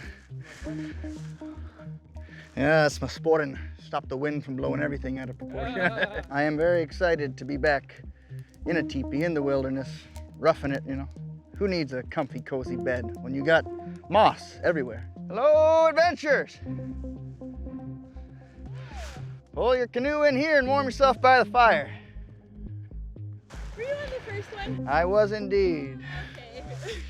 Well, I don't really consider myself an elder. Maybe a knowledge keeper, a wisdom tidbit giver. Oh, that really brings me back. We made cedar tea at least. I was wet too, not as much as you, but. Oh yeah, you're wet? Yeah? Okay. Let's see, where's the wetness? Where's the wetness? I don't see it. Oh, that's hardly damp. Maybe moist, I don't know. Memories. Were you one of the merchants? Yep, and we had a canoe just like that. But I mean, that's what you gotta do with your teachings, right? You gotta pass them on. You gotta make sure someone else knows them in case you end up somewhere else. Come on the shore. I guess what I've been looking forward to the most is just enjoying the nature. Right in here, right in here. That's good, I can get out. It looks different, you know. It's certainly not Northern Ontario, that's for sure. Beautiful though. By the way, nice to meet you. Yes. Teresa. Teresa? Yeah. Logan, nice to meet you. Ani bonjour to everybody. Joshua. Joshua, nice to meet you. Nice to meet you, I'm Carly. Nice to meet you, Carly. So you're a group too. Yeah. Good to meet you. How do y'all feel? Tired. Yeah. I imagine. Well, I have brought our merchants some fish tonight, and we will have a nice little feast around this fire. Wow, looking out on this beautiful, beautiful body of water. Meeting Brendan at their final camp has affected everyone in unexpected ways. They have persevered, overcome hardships, hunger, and homesickness. But their journey is ending, and their time on the land and with each other will soon be over. As they think back on all they have achieved, another thought fills the air. Like Brendan, the elders, and their ancestors, there will be a new chapter and a new life beyond this journey for them to embrace. The teachings may be drawing to an end, but the lessons are only beginning. With only a few days left on this journey, everyone realizes they are now being passed the torch to carry on the knowledge that has been shared with them. So we paddled up to the shore there, and we had an unexpected guest, first season merchant Brandon, and it was something to see. Like, didn't expect that. He was there to greet us, and he had a little fire going for us, so we were there to get warm. And seeing him come through it at the end and still be around and to make it through, it's kind of nice to know that we have that in common and share that status, that we're official merchants. It's a nice feeling to see someone who's been through it, because it's more relatable and it's a bit more comforting knowing that someone else went through what you went through and they can relate. I see some of you are rocking the standard issue moccasins. Oh yeah. I remember pulling up and I was like, that face looks familiar. Wait a second here. I definitely had a fangirl moment. I just left I want to get into dry mocks instead of wearing wet boots. Oh yeah, yeah. So that was really exciting to have a familiar face show up and be spending the night with us. So that's also like really exciting. It's going to be a good night. I was a stickler for authenticity. I went with leather. Yeah, yeah. I guess the guy still got the muscle memory. Show me a sapling. Yeah. That's the spirit. I would have absolutely loved to have Brendan around for a while. A visit is nice, but I love it when anybody comes. Yeah, I'm from Windsor, and one of the things Windsor is known for is our salt, because we're at the bottom of a prehistoric lake. But that was my big thing in season 1. We didn't have any salt. I know. And I like seasoning. I love seasoning. I know. So if I were here with you guys, I would have been the one, you know, boiling off the salt of the water, just to season something. You know, where we were, it was rose hips and mooseberries scattered every so often. Here, the floor is littered with bunchberries, and they're edible, and they're delicious. Oh, this one's is good. Your fire burns warmer than ours. Yes, the new merchants look a bit hungry. So y'all hungry? I imagine that's how we looked when we were at their stage of the adventure. I brought some fish for you. Oh my God, I'm so excited. So I really hope they enjoy the fish I brought them. Fish on a stick? You can have it any way you like. Nice. Hope they haven't gotten tired of fish being this close to the water. It's really exciting. He seems to be doing really well, and he was really excited about our experience here. What time do you usually build your house? I mean, let's... So usually when we touch, the first thing we do is firewood and TP. All right, well. So just knowing how excited he was and how much it kind of changed him, it's really great. You got some firewood, so I say we get started on that teepee. Sounds great. Come on. Let's do it. Put season 1 to shame. Let's see how fast you can do it. I'll just leave my boots here. With bittersweet excitement, the group prepare their final camp. What we normally do is we stomp the ground before we build the teepee, stomp out the negativity. So let's see your best jig. Can I go in a circle? Or... Well, first we say a little prayer and give thanks to not only our ancestors and stuff, but also to the Mi'kmaq for having us here. Absolutely. We sow the oath under to pray that this is our last camp and we end strong. Pray to the grandfathers and grandmothers that are walking this land that we're on, that they watch over us and they get rid of all the negativity. No negativity comes to our camp, and I pray for everyone's families back at home. All my relations. Yes, son. All right. Okay. Okay, let me get some Let's get warm. tea before you guys stomp it. I heard it's weird. That was kind of the thing behind the powwow, you know, the whole stomping in a circle. They're preparing the land.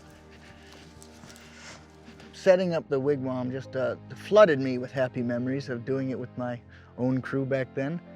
And I can't wait to sleep in it. I'm very, very honored that they've invited me to be their guest, and I hope I can pull my own weight.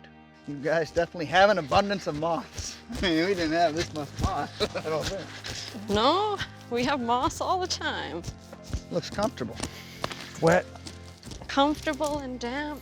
So if I can pass on any wisdom to them, it's just, you know, don't let these teachings go. As soon as you get back to wherever you're going, pass it on. Hopefully he'll be impressed with us. We're coming together, we're getting things done, we're working together as a team, we're surviving out here, connecting. I hope he'll be impressed. We're all pretty stoked. We're on the last push here. I can honestly say I'm gonna miss it. Going back to the steady hum of traffic and lights and all that. Pretty nice to wake up to. It's peaceful. Hoping that he'll answer some of those questions that I have, the lessons he learned and how he applied it to his life, and he still keeps in contact with the other cast members. Yeah, it should be interesting. Yeah, I can't wait to just ask him some random questions about how it affected him physically, mentally, spiritually, all that sort of thing. Yeah, so it's gonna be cool. I'm interested, very interested in what he has to say about that. Well, as far as advice that I can offer this group of merchants, it's a daily thing, I think. It's like a musical instrument. If you don't pick it up at least once a day, you start losing a bit of it. So, you know, after the show, I know I smudged every day, and I tried to keep up that lifestyle. And even if I'm not in the bush every day, I get myself there up here. All right, shall we bow up? I guess so. Whatever that means. I apologize, I'm all snore. I'm sorry. It's just gonna happen. You're sleeping over? Mm-hmm. Nice. If you need to nudge me, shut me up, feel free. You can sleep next to Carly and I. And Carly sandwich. She's been waiting for it. She's been asking for one for days. Okay, I feel like I know the guy just being out here. I think he's been through it and a lot in common, and I'm glad he chose to stay with us tonight. He brought a really nice energy to the camp. Lots of singing. There were some poems that were read. He surprisingly doesn't snore as much as everybody said he does. I think Day's worse than him. He had a sandwich with Carly and they were talking like all night. That was kind of annoying, but it's whatever. It's cool. Not a good fire watcher. He said he'd watch it, woke up, it was cold. Brendan did take the first fire watch, but the fire went out. Don't worry, guys, I'll watch the fire. And I was like, okay. Me, I'm like usually the guy on fire watch. Like, Our fire went out a couple times, so it definitely got pretty cold. So we were like pretty cold. Fire went out twice, and that never happened in these 25 days. It's like 2 seconds after that, he started snoring. And then he got up and got wood, went back, laid down. 2 seconds later, he started snoring again. I was like, what the heck? Didn't bother me at all, and he was sleeping right next to me, so I didn't mind. Excited by news of a beaver lodge, Dayby offers to paddle out with Brendan. Thank you. I personally like to ride sitting down. And the spirit, please. He was on his knees. It's very temperamental. I tipped it myself earlier this year. Where? I'm not sure. I guess we just have to keep till we find it. And he just, I guess he was just kind of a little excited. A win, yeah. I'll stand left. Trying to steer from the front quite a bit, and once it starts tipping, if you don't just stop, you continue the momentum, and next thing you know, we're in the water. I'm like, no way. So we didn't get to see the beaver lodge.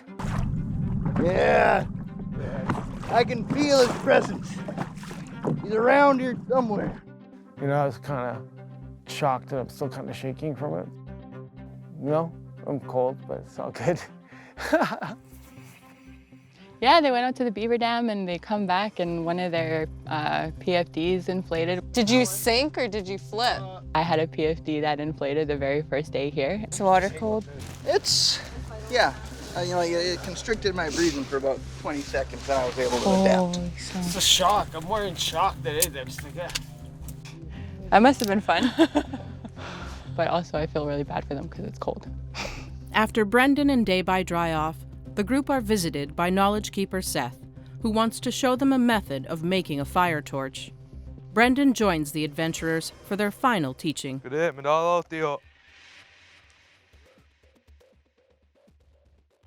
Cool, I'm on TV. Yeah, that's right. Don't smile. I just look sad. Yeah, there you go. My girlfriend, she broke up with me.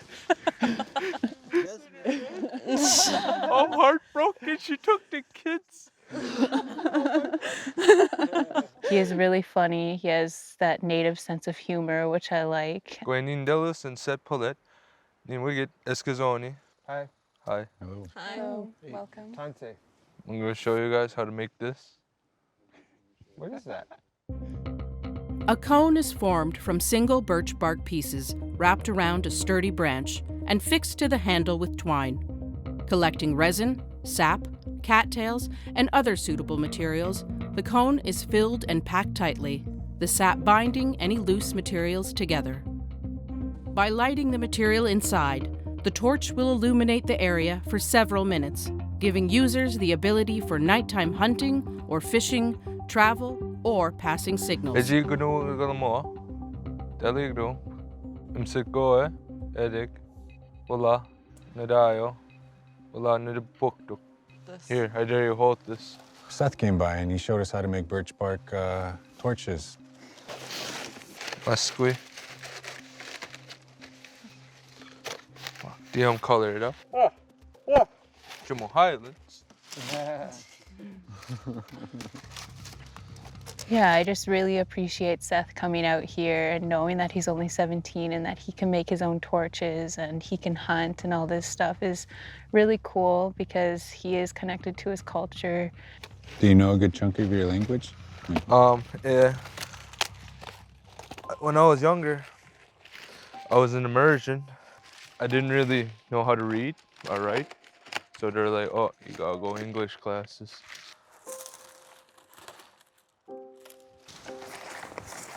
Ooh, they have a nice texture. Oh, hold on. I dare you give me more string.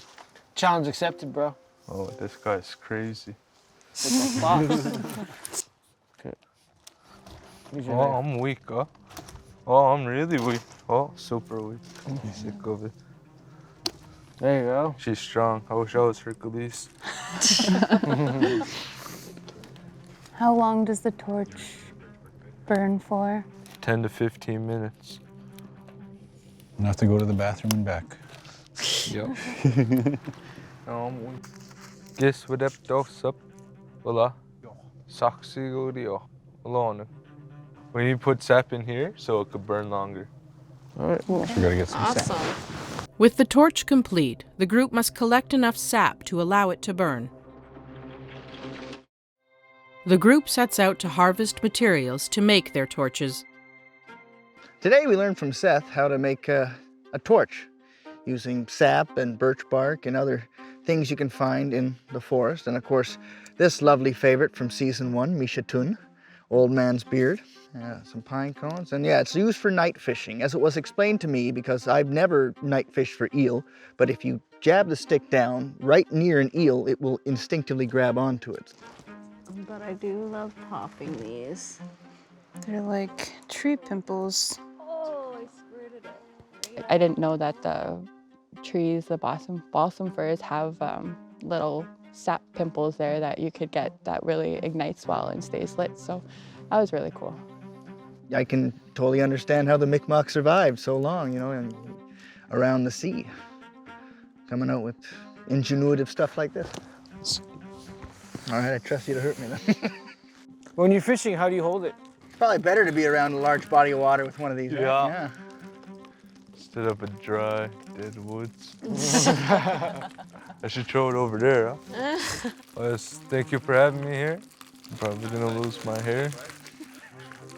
Here. Thanks for the around. teaching. Thank you very much. You go.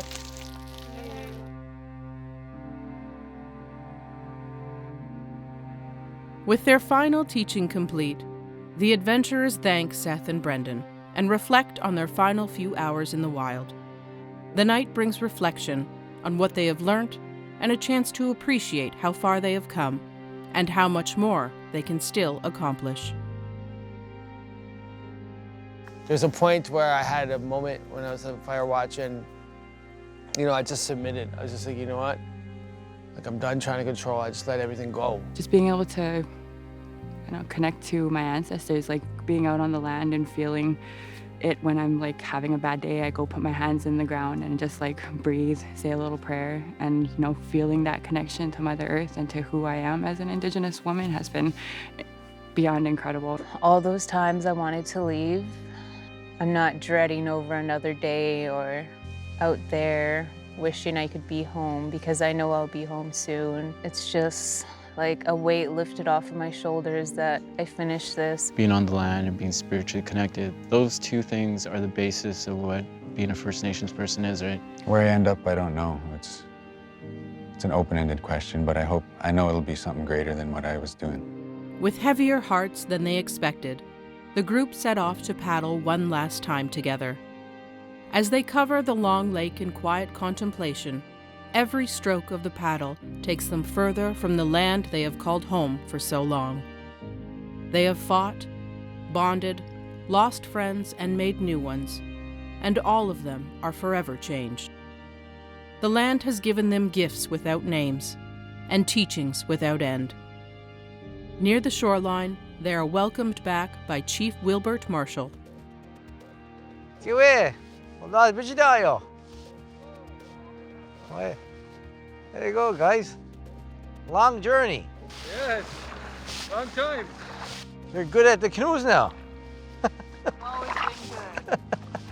Meeting the chief again after not seeing him for like 20-something days was pretty nice because he congratulated us and he mentioned that we are going to a sweat today, so I'm pretty excited about that. Kiwi, well, there busy day, yo. No, this come to you, da. Mommy come in, no. Well, there busy day, yo. Ha. Look, there go to you. Seeing the chief and realizing that this journey was complete was a little bit overwhelming. Busy day, yo. We have sweat in Maria, good. We don't even know. You could die on Nadia. Malia Mulek.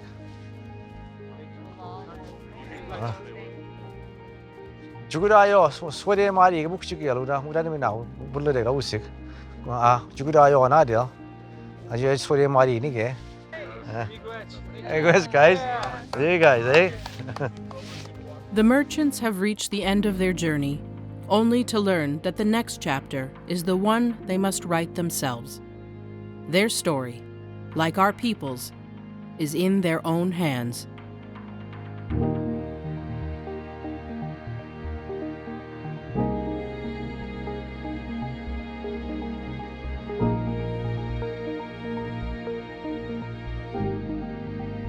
Era also my gisawok, abjaloks no gigwa. Kulaman, mashkanaloks no goyok tidoktiwa dan eldayo. Era way, elnog, megamawa, anid up to tirum tunk. Abjaloks no gisawok, gigwa amsid tirum. Walalio, sid nogama.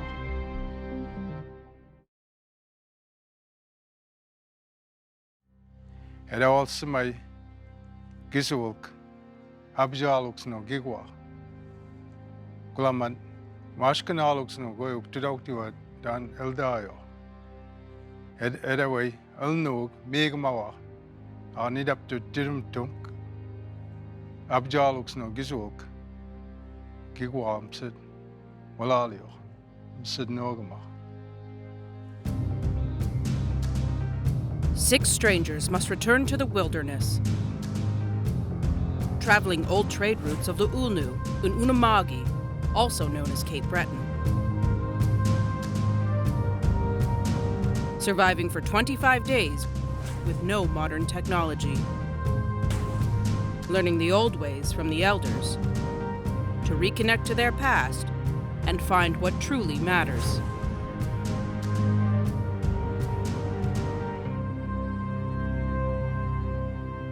Anin Bojo, Kinunene Indigenous, Bazunashi and Dorem, Mississagi Nishnabe Ninendao, Palmarash Kodeong and Donjaba. Wanana Bojo. Hello and welcome. My name is Caleb Musgrave. I'm your special guest host for the final episode of Merchants of the Wild, Season 2. Guessing most of you didn't grow up on the coast, right? Most of you from the interior of Canada, yeah? So you're growing up in a different place, you're brought to this new place, it's a complete, like, you see the ocean and you see water and nothing on the other side, and it's just waves, rocks, and gulls. What the hell was going through your minds?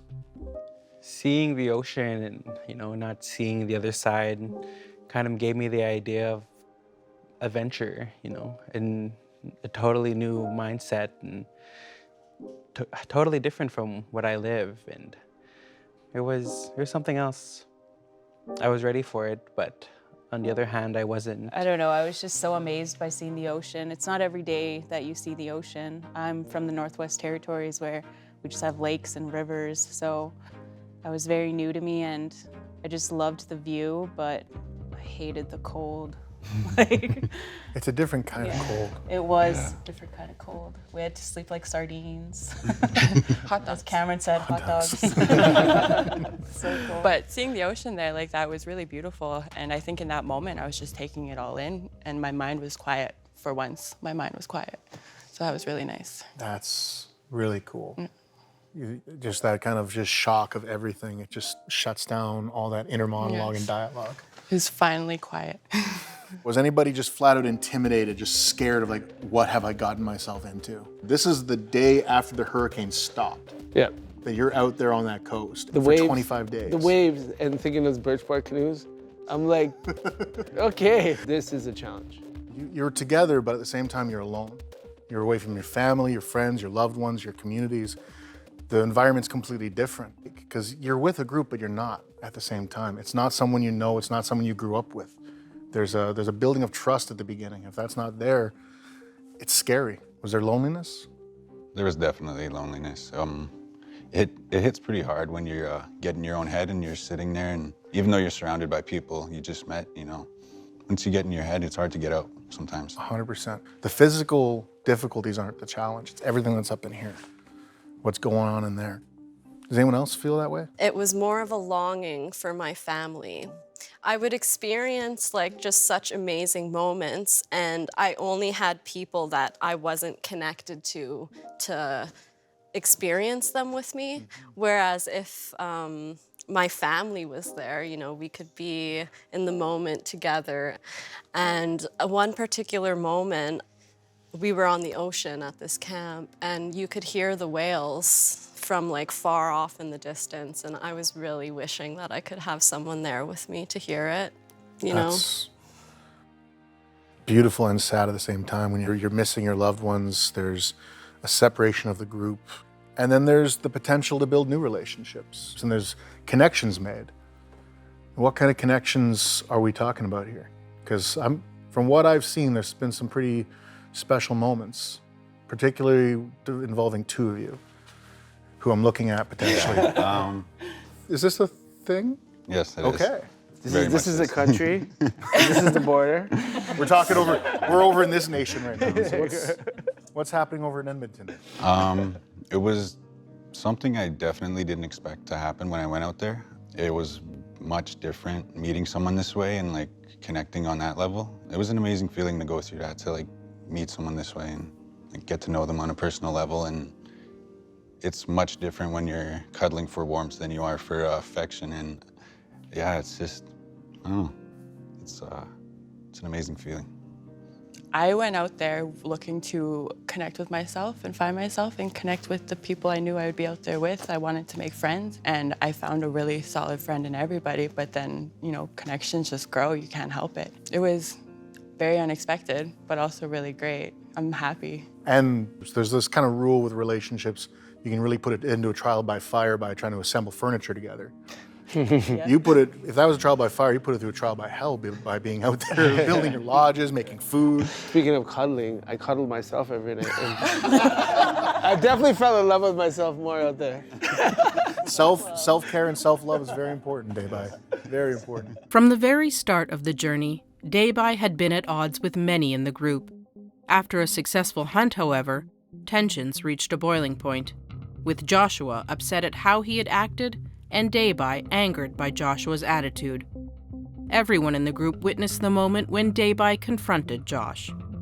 It hurts me that you're sitting there crying about something good. No, I'm serious. No, I'm not done. I know who you think I am. If you want to scrap, I'll throw down, bro. Yeah, guarantee you. So before I ask any questions, I'm just going to move that paddle over here. I knew it was coming. As everyone reflects back on their time on the land, one of their lowest moments came right after one of their most successful. Having worked together to corner a duck, Daybai's actions and attitude struck Joshua as selfish and ego-driven. Only days into their journey, they were strangers and struggling to work out how to navigate the stresses and struggles of their new lifestyle. Tempers boiled, and a confrontation erupted. Those two words don't belong together. What was going through your mind, Josh, before this all happened, during all of this? Kind of goes back into like getting in your own head. So I made assumptions about him, and I got it in my head that he wanted to kill for himself, so I got myself upset in my own head, and I had a hard time getting out of that mindset. That's what instigated the conflict, was I guess me being ignorant as it came off. Clearly you can feel the energy going on. You can feel that there's something going on. Yeah, exactly. And so what was going on for you? What were you feeling at that time? I mean, I just kind of picked up on it because in my mind, I was like, okay, so our first kill, our first hunt, our first successful hunt, we would all be happy, right? And that's in my mind, that's what I was expecting. I was like, okay, man, like we got some food. Like, this is great, like, you know what I mean? And it totally was the opposite of that. And that to me was really, I was really disappointed.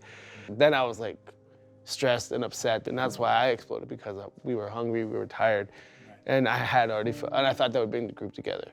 Cameron, how were you feeling during all of this? What were you experiencing? What were you seeing? I don't know. I was upset that Daybai went there and just started yelling right away. To me, that didn't seem like a good guy thing, just to go totally fight about it right away when, you know, Josh wasn't ready to talk yet, and it was obvious. But it seemed like Daybai just wanted to go all at it right there and then, when it wasn't time. Yeah, And I think that brings a point up that what I realized, because me being older, which was eloquently pointed out by Cam, is that, you know, my generation grew up different, right? My generation, had it been someone I grew up with and that had happened, we would have went at it. Yeah. You know, Josh is like, he just needed to deal with his own emotions and thoughts. And after that was communicated to me, I was like, oh, okay. They're not like us. They're not dumb like us. Like, you know what I mean? Like, we're not gonna scrap. Like, he wasn't, like, you know, I misread his body language and where they were coming from. And I had to step back and be like, okay, like, that's positive. Like, to me, to see the younger generation dealing with conflict and stuff that way was refreshing. And it kind of gave me some hope, because I was like, okay, like, you know what? Like, not everyone grew up rough in Winnipeg settling their disputes with their fists. Right. Which is what I'm used to. It gave you a little bit of newfound respect for the younger generation behind you. Yep. Yeah. The beauty of conflict resolution. Someone grab an axe. I found a snake. Here, I got it. We can go eat it. It's right over here. For the adventurers, their time on the land showed that success did not mean peace, and conflicts often arose after their most emotional moments. Dealing with difficult group dynamics became essential to their overall success, as they realized there were no distractions from others or themselves out on the land. Ta-da! Boom. Did anyone else have an interesting, like, experience with that snake? Well, let me just say that Cameron, I was very, his bush skills are very, I compliment them, because I never was in the bush. Thank you. He was like cleaning the game, and he caught the snake. I didn't even see the snake, to be quite honest. I was just sticking an axe in the bush. Driving a knife into a rock. Yeah. That's it, pretty much. That clip just made my heart break when I was watching that knife go into the stone. I was like, there's a stump right there. Yeah. I'm like, "Eh." With the tension and the animosity going on, how does it feel now to hear these compliments, this respect? I feel better that you said that, you know. I felt like you had a different perspective of me. And so did I, you know, but I tried to not let my mind run all through all of that.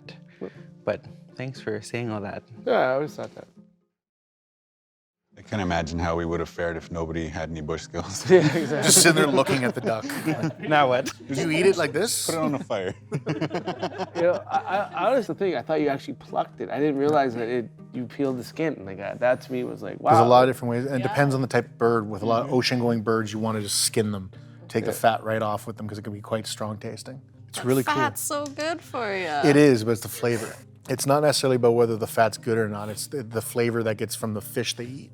Gets right in there. The same reason in Ontario we don't eat merganser. You just don't eat merganser. You would never want to eat a loon. Trust me on that one. But it's the flavor of the fat and the skin. It can get real off tasting. So skinning the duck is actually a much better option with those ocean-going birds. You guys ready to see another clip? Yes. Yeah. Let's see this. You'll need it. I think you're getting along pretty good without me so far, you know. But we're trying. oh, you're trying. That's the main thing. This is your first kill. My first kill. Yeah. And in our language, it's called gesquantigan. Gesquantigan. It is a ceremony. Nije neba yoni aptishkumus nije neba deba. Ankus neba digan. Kedantigan na ankus neba gisidum goy edaule. El no iktu del wisig negmo gesquantigan. Bugolik suga nije negmo ina. Mon wije mo ni amone mi dig nije negmo mon gesquantigan one. Ai dasi gobnina ba wajbiana ni. No chamana megi de tawo kedan tadim. Na smaadi ni wajigi dia ni. Gesquantigan. It is called. Gesquantigan. It means the first kill. Teli megi majui no gito tai juguida tai ninki wisugat. Tawo ne ba du ni. Ka hawo gesquantime. So, none of you are Mi'kmaq. Most of you are Cree, Dene. We got some Quicho, some Ojibwe. We got this all kind of mixed, and now you're out on the East Coast in a completely different environment, but also with a completely different nation, the Mi'kmaq people. You were experiencing their culture, you're experiencing their heritage, their language, their skills, their hunting and fishing techniques. What was it like to experience that? What was it like to see a whole other culture from this new landscape for you? Where I'm from, I know there are some elders out there who don't like teaching what they know or sharing their knowledge. So I felt very grateful for them, and It was totally different from what I learned from where I'm from with animals and how their ceremonies, like there's not that kind of stuff out there where I'm from. We're OG Cree, but like my siblings, only 1 out of 4 of us knows how to speak OG Cree. And it's Right. because he was older and he lived on the land up there with them, you know? So the rest of us were all urban and we didn't get to learn our language. So I'm trying to work on that now, and I think it's a really important part of our culture to keep that language. How are we gonna survive if we're not proud and continuing on? It's revitalization. That's the important part. What Terry and his kids are doing is not preservation. They're revitalizing it. They're bringing it back to the forefront. And it's a beautiful way of life. And that's something that's really inspiring for all of us. When Terry said that you can make something out of nothing, like how he made his tools out of wood, like at one point it was nothing, now it's something that you could use. And he really inspired me to like revitalize my language, Clicho. A lot of people in my community, they don't speak Clicho. Some of them, like there's old Clicho present and there's like the new.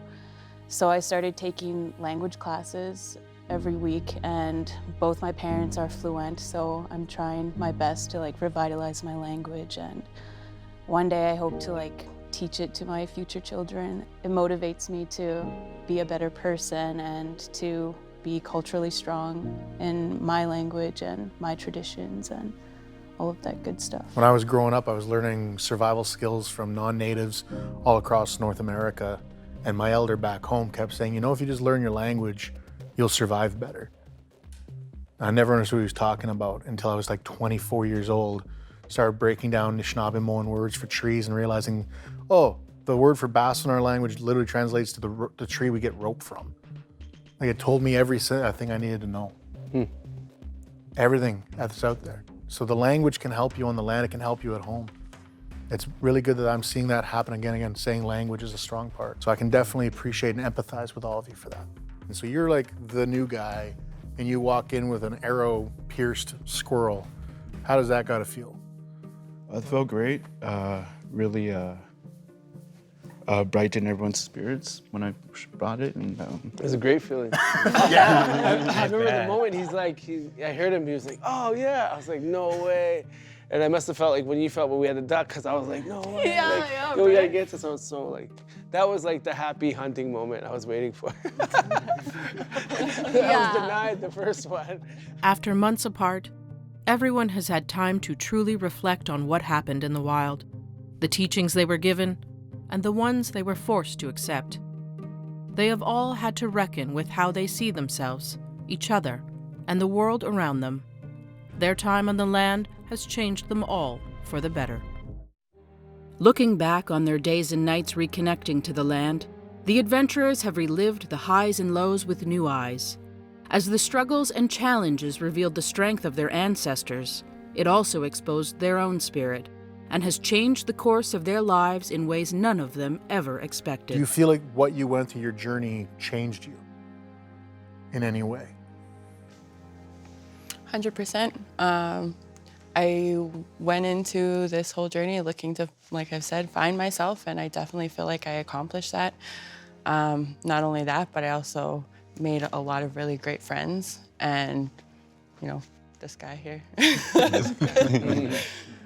But it was a life-changing experience. Yeah, it was definitely life-changing. Like coming into it, I didn't know what to expect, and actually, like I turned down full funding for school just to come to the show, and school scared me more than this did. And I feel like it was really worth it. It gave me a lot to think about. It taught me a lot about like my behaviors and my patterns and myself and how I can change that and implement it and like be a role model for other people. It gave me strength. By the end of it, I felt like, yeah, I felt very strong, and I still carry that with me and the things that I've learned every day. Plus everyone in this group, you know, they got to meet me. Or did you get to meet us? But no, I'm just kidding. No, it was great. It was a great experience. Despite our differences in the age, like I learned a lot from them as well in terms of understanding where my son is coming from more, because, you know, I come from a harsher, you know, we come from a harsher generation, and begin to understand more how people are processing things, and to see that and experience that within a younger group of people actually kind of gives me hope, and like taught me a lot in terms of how to communicate, and also where I was, you know, where to work on myself. Beautiful. I feel like I've changed a bit more with my perspective in the bush.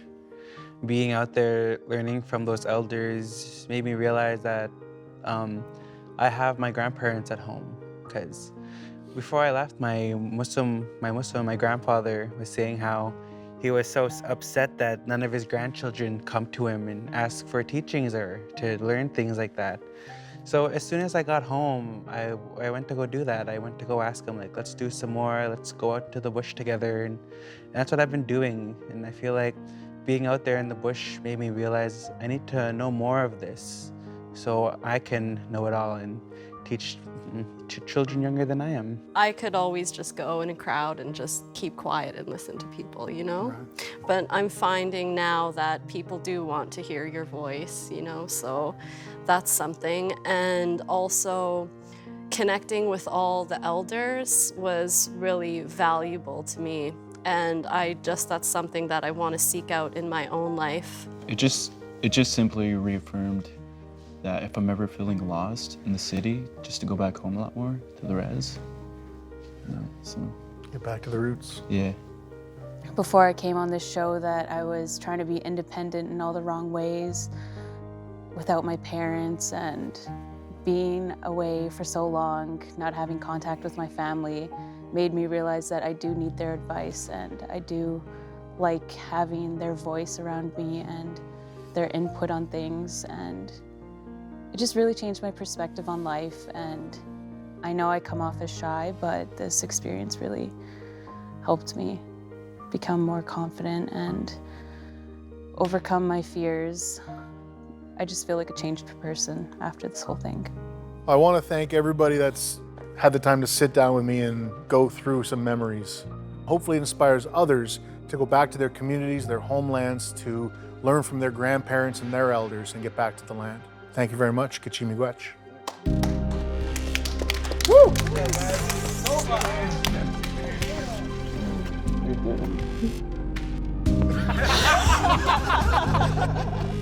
Oh. There you go. One last group. Arrow back here. A firm handshake.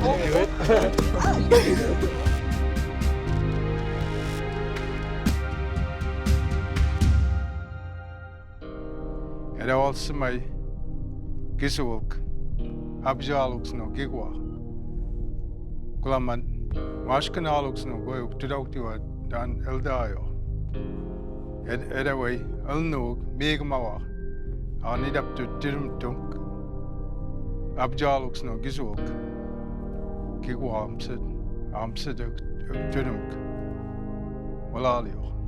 Sid Nogama.